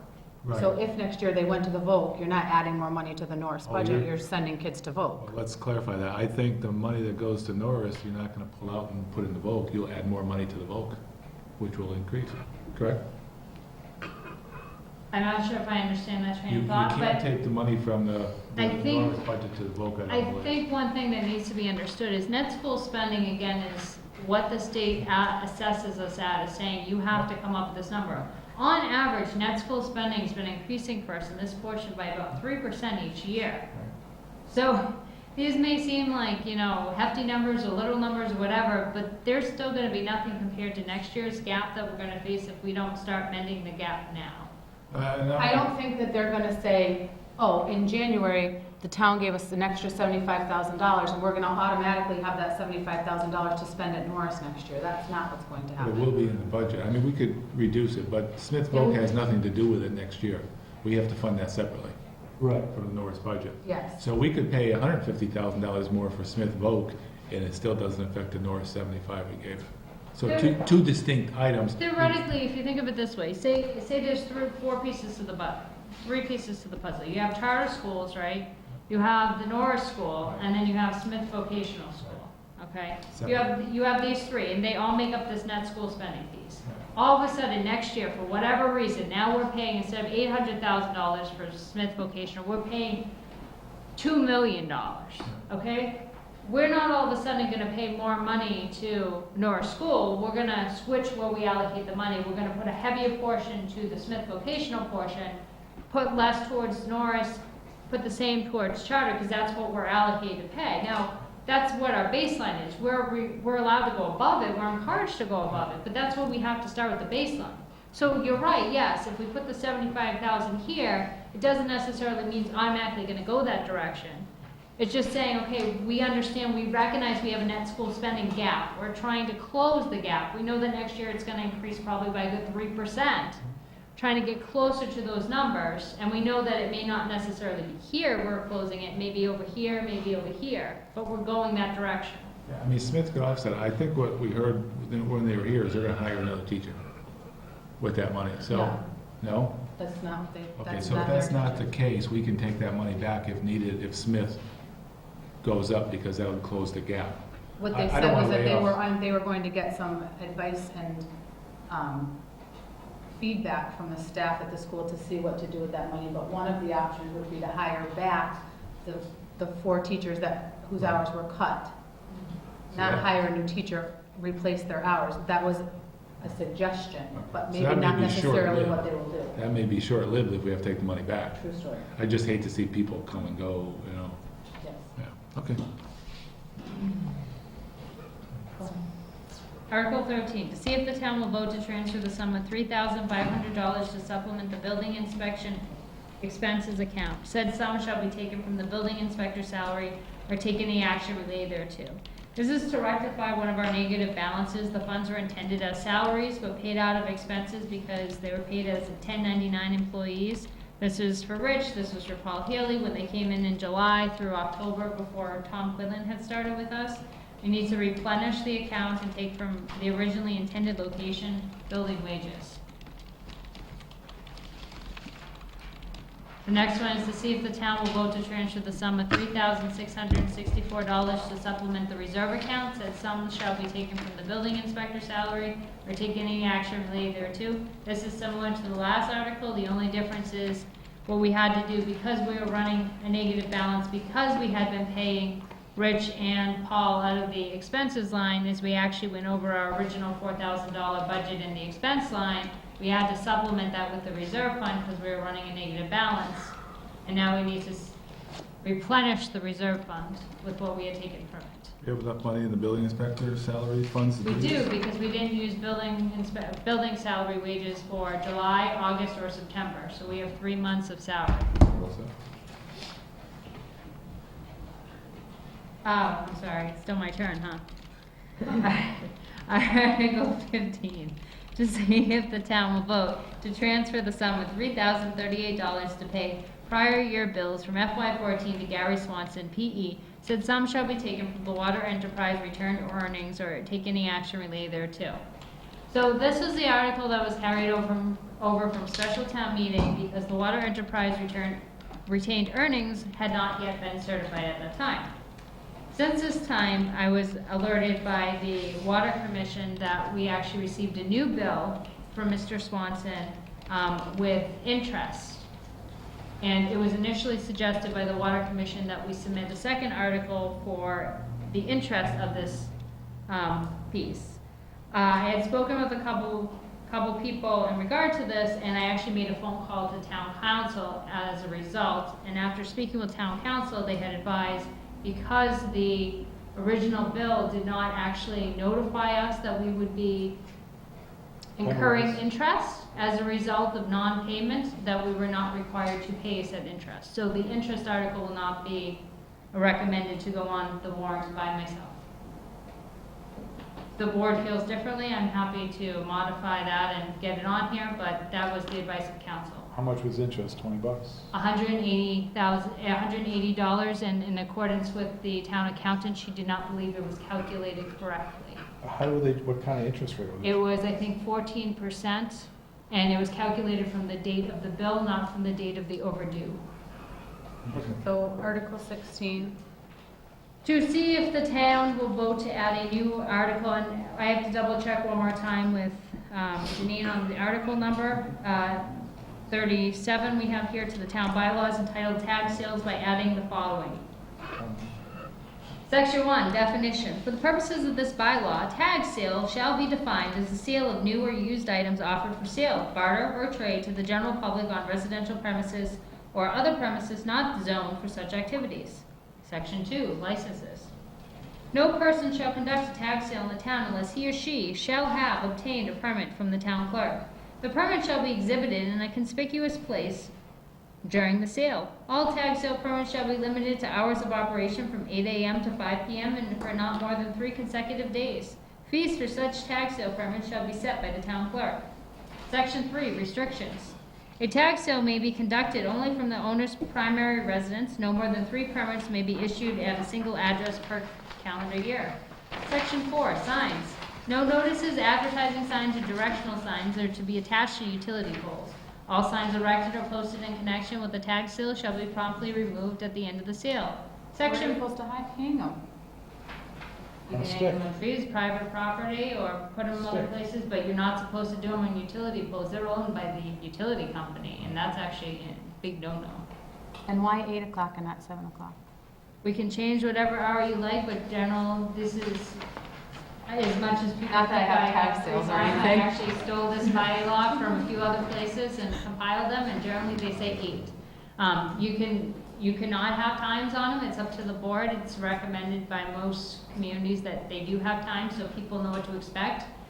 You may be okay with 7, but your neighbor may not be okay with 7 o'clock, having people set up, because remember, if you're starting at 7, it means you're setting up at 5, and your friends are showing up at 6 to scout out things early. I have 2 scenarios just to run by you. Sometimes over at the park, they'll set up the parking lot for like a giant tag sale. How would this bylaw affect that? Based on this, I believe it would prohibit it. Mr. Moderator? Probably. Could Heather read section 5 so I could raise my hand? Oh, sorry. Tell everybody how I feel about this Okay. article. But I haven't got to section 5 yet. Go ahead, I interrupted. Go ahead. Violation and penalties. The Southampton police are authorized to enforce this bylaw by issuing non-criminal fines, $25 for the first offense and $100 for the second offense and subsequent offenses. Every day or portion thereof shall constitute a separate and continuing violation or take any action related thereto. Go ahead, Mr. Moderator. This article is the worst article I've ever seen. It is serious issues. For example, border, somebody, making this up, somebody could have a pencil sharpener. Somebody could have 100 pencils, knock on the person's door, they take 100 pencils, they sharpen all of them, give 80 back to the person, keep 20 as barter. And that needs a permit. Why would you say that? And it doesn't make it clear whether it's on the lawn, or in the garage, or in your house. Do you have to pay for a tag sale permit in other cities and towns? Yes. I thought we already had one. We do, the police department issues tag sale. I thought we had that. We don't. We don't have an The ordinance. police anymore. department We don't doesn't do it have a because we bylaw. don't have a bylaw. That why So the it's police happening? department stopped doing it. And if somebody puts an old chair in their driveway and puts a note, $20, that's illegal. Right. And if somebody wants to trade 4 chairs for a table, and they pull up in somebody's driveway and they take out the 4 chairs and they get the table, that's trade. That's illegal. So I understand. Can't we just make it so the Under town the clerks? umbrella of the tag sale, which we all know what a tag sale is, but adding trade and barter is going to affect so many people, and I believe that's not the intent here. No. Can't we just make it so that a fee, like the plumbing inspector has a fee, we have a tag sale fee, and you get a permit at the town clerk's office And and that's to move decide on? by the town clerk, but $25 for a penalty, but $100 for a second day? What if it's raining the or- day of your tag sale? You or- can't pay that fee. Or portion thereof. So it's very, very vague, and I don't see success with this article being passed the way it's written. Not against the article, it's just that the way it's written, it's just not gonna fly. Because nobody really knows what the intent is. Your examples really clarify it too, 'cause I've done that before, put something out there, and, Sharpen pencils? no, the other But it example. started out with maple syrup. So how do we fix this? What do we do? Yeah, there's also people that put out vegetables in their front yard to sell vegetables from the Yes. yard, and it gets kind of, It's too broad the way it's written. Define tag sale better, I think, is the key. So, having a thought for this article and a thought for the next one, I believe the town, the select board needs to be very successful in the articles they put out and not to be vulnerable for an obvious defeat. Looking at what was being presented today for the future for the safety complex. So don't trip over something. Would it make more sense to take this off until it was more fully developed? I highly recommend it. you okay with that, Heather? It's the Board of Selectmen's decision. But you put some effort into it, let's make Well, sure the only concern I have is you're getting into tax sale season. So that. January? No, but you're gonna get into tax sale season before you hit the annual town meeting in May. And you There's can't no- We just made it through the end of enforce tax sale season without anybody buying a permit, so I think So we'll be we haven't okay. had a crisis though, there's no tax sale crisis in town, right? No, no. No, but the problem is, once people get out of the habit of something, it's much harder to get them back into it. So the longer you wait with going elapsed without having a tax sale permit required, the less likely you're gonna have people actually getting a tax sale. I never understood why you had to pay the town to sell your own stuff. Well, can't we just have something that, I make a recommendation that we pull it for further review and have it rewritten for the next town meeting.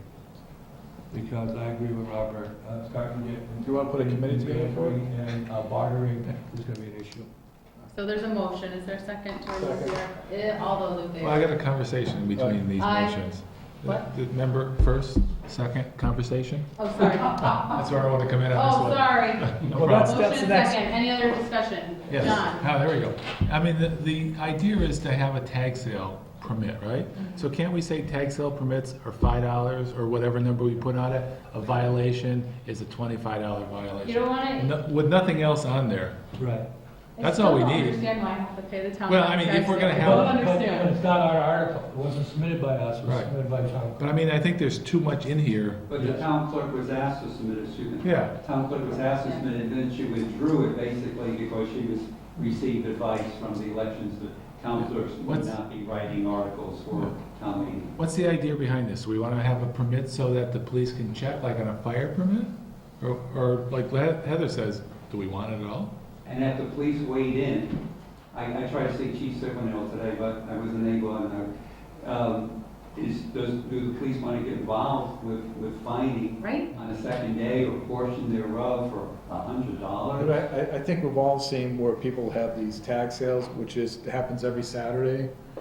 The house, you know, it's not, The neighbors. the neighbors, in I that mean, case. if someone's having a tag sale every Sometimes single the neighbors Saturday. say, Yeah, "Well, I yeah, tell you, to go along with David said, is that all these signs put up on telephone poles, they don't take them down. They're up there for a month, 2 months, or 3 months. To when takes them And, down? They block visibility and stuff like that. All right, so why don't we remove it until it can be reworded more appropriately? Those in favor?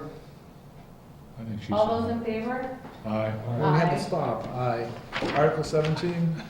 okay, so before I start this one, this is the free cash bylaw. So just a couple words on this one. If the board decides to move forward with this one, it's fine, but the thing is, we're waiting to hear back from town council. They had a couple of concerns on this about binding future town meetings as to allocation of funds. That being the case, they do have a call out to the AG's office, and also we have a call out to DOR. We have not heard back from either as of this moment. Worst comes to worst, if the board does decide to move forward with this, and if there's advice that comes back contrary to moving forward, we table it until. So at this point, wouldn't it be better just to remove this until we have all our questions answered and just follow the policy that we set forth? I got 2 points. One is that an article can be amended. So the town could dictate no less than 30%, no less than 5%. And it's voted on, it becomes, the bylaw becomes law. I've observed the select board for years, and I appreciated the willingness to have flexibility in financial planning.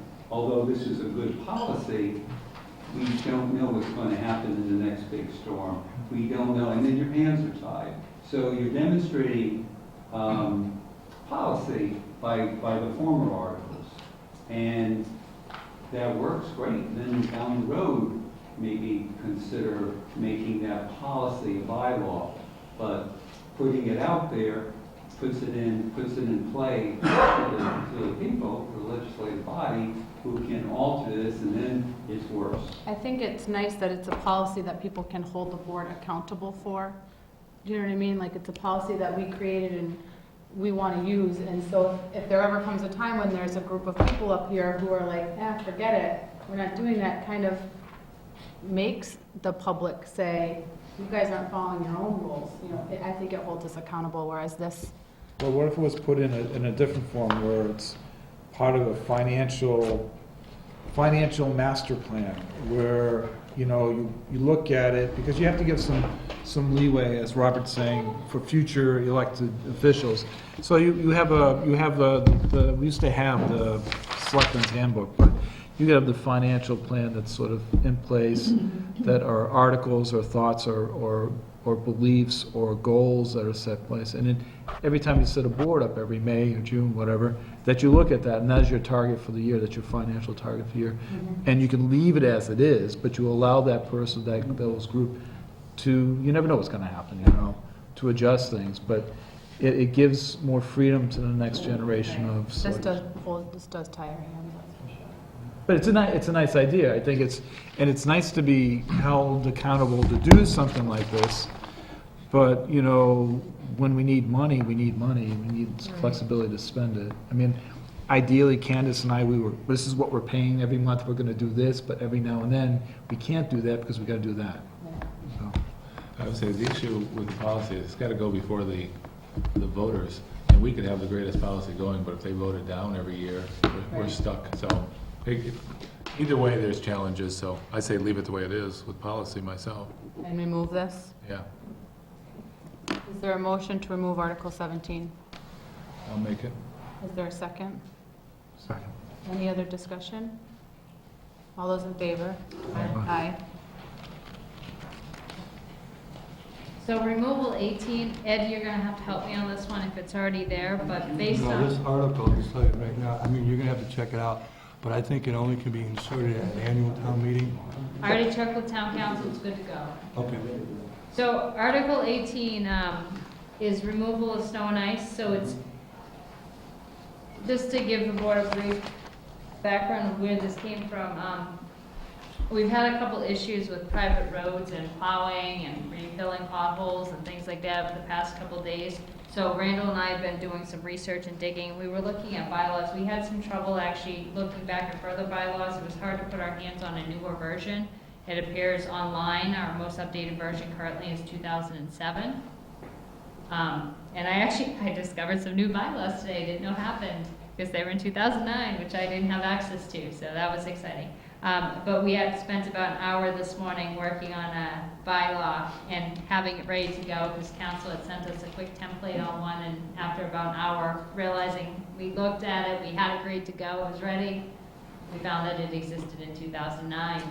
So we were a little upset. But anyway, so We did pass in 2009, and I think in 2000 we did. temporary repair roads, Yeah, but there was also one strictly for Bass Cove Road,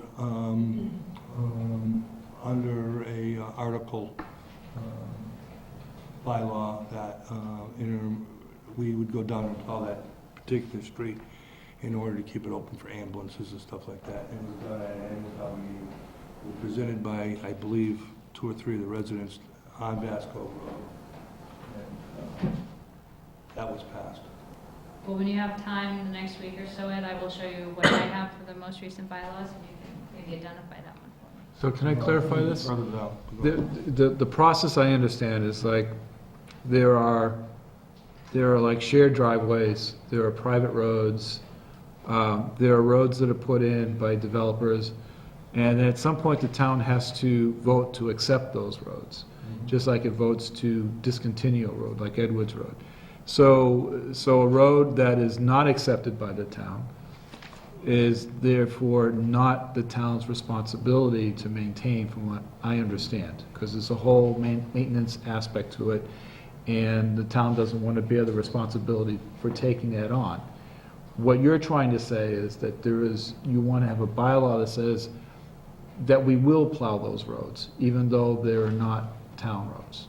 Is that basically what you're I saying? think what I'm saying is, I think we're already doing it, we just want to have the legal right to do it. Do we want the legal responsibility to do it? The other thing too is there's a lot of private roads that are maintained by the neighborhoods that are eligible under this bylaw. We would open a whole Pandora's So, box. well, here's the option, we can take this off, but if we take this off, then legally, we shouldn't be plowing the private roads that we're currently plowing. We shouldn't be. Well, we probably shouldn't be, but we've been doing these various roads for 40 or 50 years now, maybe even 60 years. But we're not legally allowed to do it. is the problem. Is this a way to? So that's what They we're coming they to. pay their taxes and everything else just like everybody else. So after doing this particular job on, say, I think there's 7 or 8 streets in town, and I had the same viewpoint until I was told by my predecessor, these are things were going, that were town roads, they were private roads at one time, they were town roads, now they're back to private roads, that we were plowing these streets, to keep them open for ambulances and fire apparatus, police cars and stuff like that. That was our intent. Okay, but I do believe there's several streets in town that are taken care of by the neighborhood that are common driveways, that are subdivisions that are private, that you're opening them up, that we take care of them. Like Mr. Gwinner's new project over there, That's one. that's a huge, it's like a street. The road that goes to his son's house, that's like a street. It's up to the Board of Selectmen. This has been a request of Randall to get clarification from the board on how they would like the highway department to proceed with private roads. It's advised by legal counsel. What makes it a you know. private road and a public road? Just It's that we either in or haven't it's out. accepted it? It's a private road, the houses were, down the ponds, there's a lot of. Can you give me an example? Do you know up on Basco Crooked? Road. Basco Is that Road. off of Pequot Road? It's off of Pequot. The dirt one? The dirt section. The- When you go to the And then it's paved Cottage section, Ave. the paved section's a town road. The back section, where DeRocha lives in that, Yeah. that's a private road. But they have a bylaw that they had presented and the town meeting, town get in there for emergency purposes to open it up. Okay. There is one street that, backside of Camp John, the town, Oh, that goes down by the blueberry backside, bushes. right, the backside, it was more convenient for the town to go around and cut that and plow that right through than trying to turn around and spend more time at it. But we used to go around all the time, but then that land was bought. All that land was bought up and given to the residents on both sides of that road. The inside island was like an old park.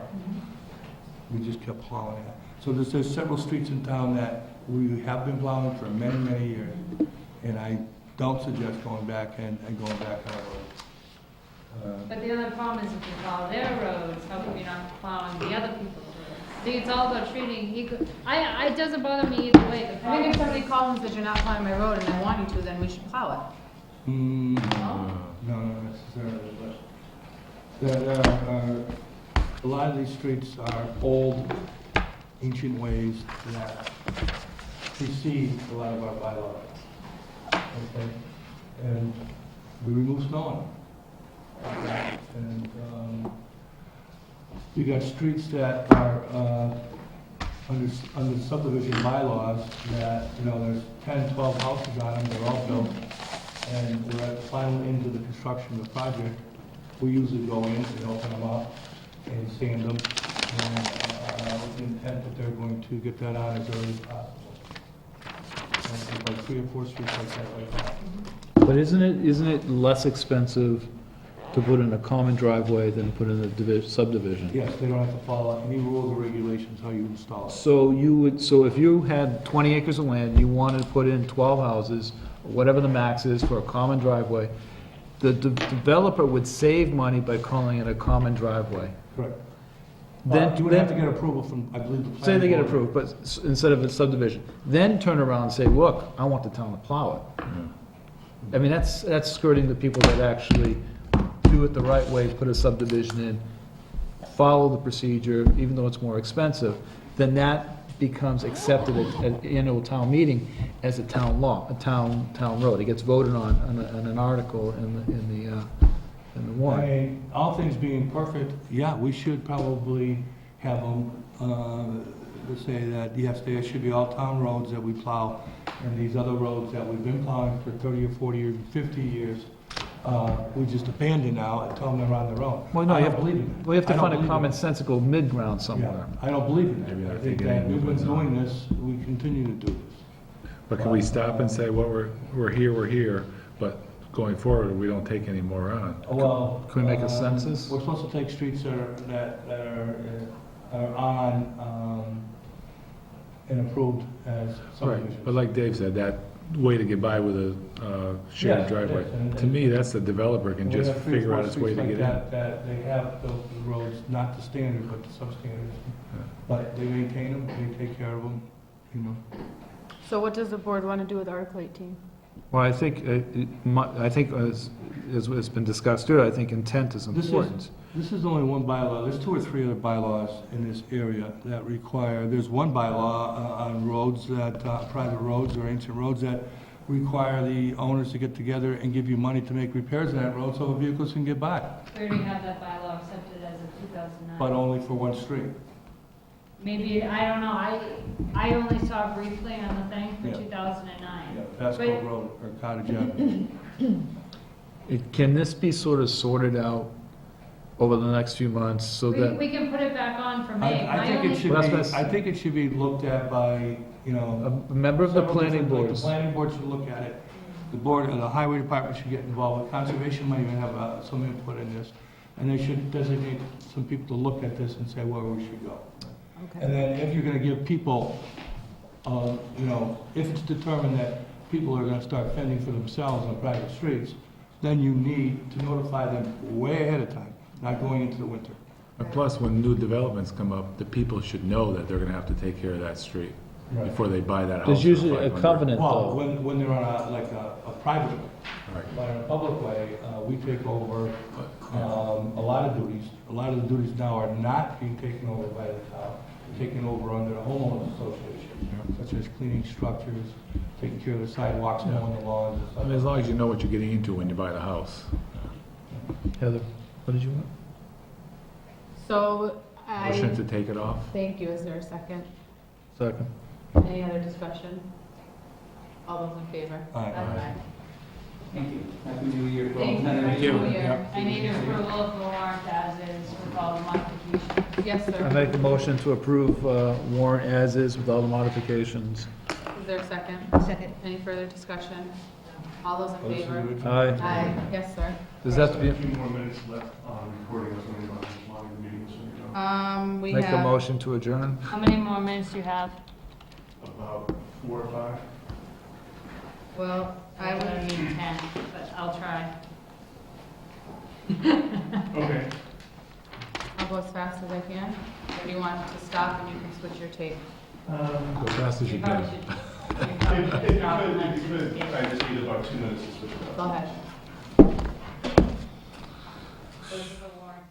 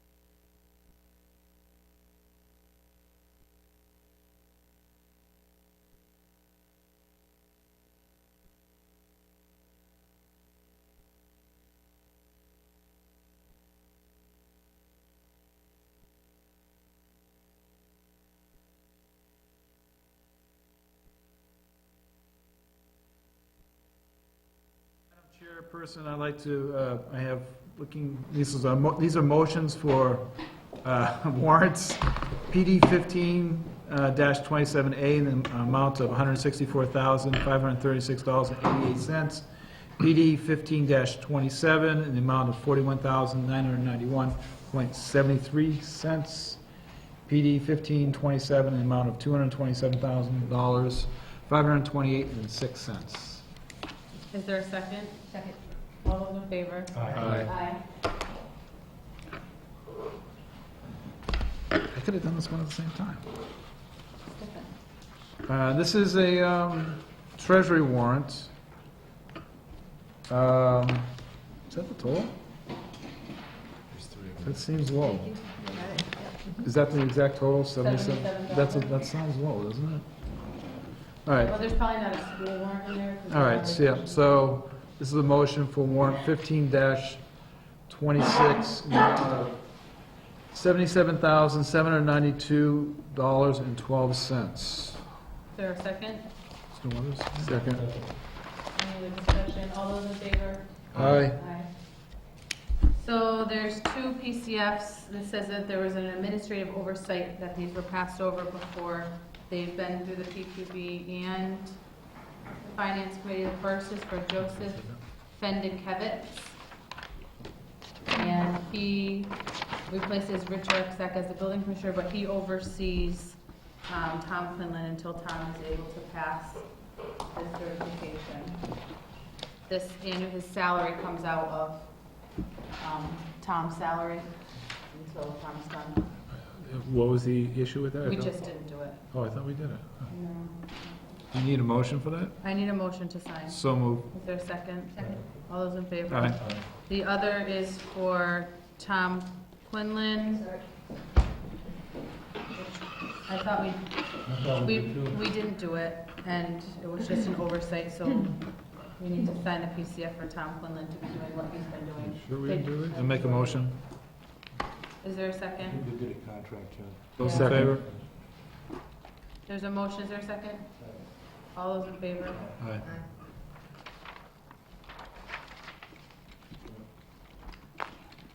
Assuming he has been getting paid. One more vote. He's getting paid, right? Then we need to sign a disclosure, conflict of interest form for Copeland and Page for a water agreement. The water department has asked the town council review this intermunicipal water agreement. However, town council disclosed that they also advised Williamsburg on the same document. So we need to sign off on a disclosure form to allow them to acknowledge potential conflict. Water Enterprise Fund will pay for the council on this matter. I just need a motion to sign. So moved. Is there a second? All those in favor? Aye. Everyone needs to sign.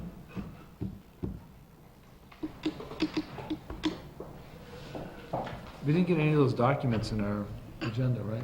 I don't see them in here. Said- Due to the holiday, I did most of the stuff today, so. I'm gonna go back up to the annual license renewals. Heather? Do you want me to talk about these, or you? If you want me to do them, I need them in front of you.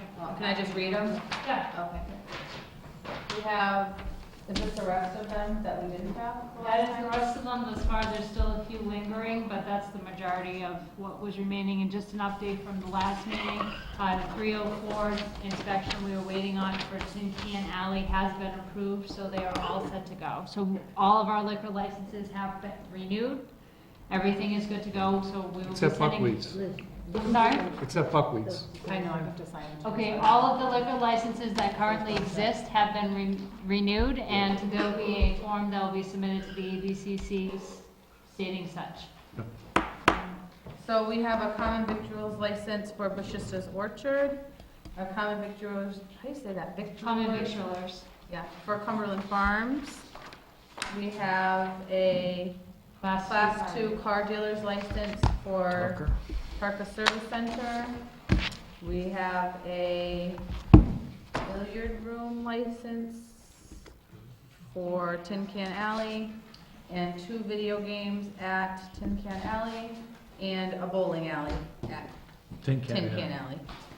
Bowling out, each wing. You need a motion on that? I need a Heather? motion, please. So moved. Is there a second?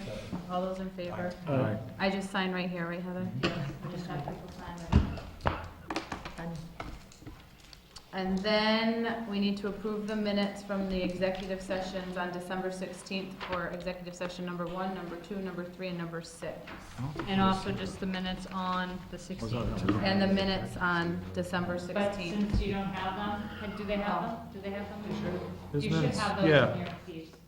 I don't have physical copies, so don't. Did you have a chance to look at them? I abstained, 'cause I wasn't here. You don't have to be here. You don't have to be here. Did anyone I'll else have to look be at what? them yet, or should we wait till next week? I would say wait, because I didn't look at them all. Okay. And our next meeting is on 13th. January 13th. The town meeting is on the 20th at the North School, and then our next meeting is the 27th. Are those our regular meetings at 6 or 6:30? The town meeting, we have to be there at 7, not any earlier? Well, it starts at 7. Starts at 7, so Right, you, But we don't actually have a meeting prior to that, unlike the last several meetings. That's what I was asking. But the Board of Selectmen on the 13th, 6 or 6:30? 6 or 6:30? Up to the board. I prefer 6, but it's up to you guys. David, can you get here for 6? On which day? The 13th. I can try, if I'm a little later. Does 6 o'clock work for you, Ed? Or 6:30 better? What, On a regular meeting night? 6 o'clock on the 13th. Like the purple one? Yeah, just, are we signing all these? Right up here? Yes, Right up above hers, Yeah, right? we have to sign is that it? Are we good? That is it, I just have, Do you need executive session? no, we can skip that and do that next time. I just have the master plan implementation committee report that Hank had handed me to hand out to folks. He did not feel he needed to come and repeat the same stuff again, but he just wanted to say hi and submit the report to everybody so you have copies. Here you are. I think we have, I should have an extra that Chris can. Where's the 2 papers that went with this?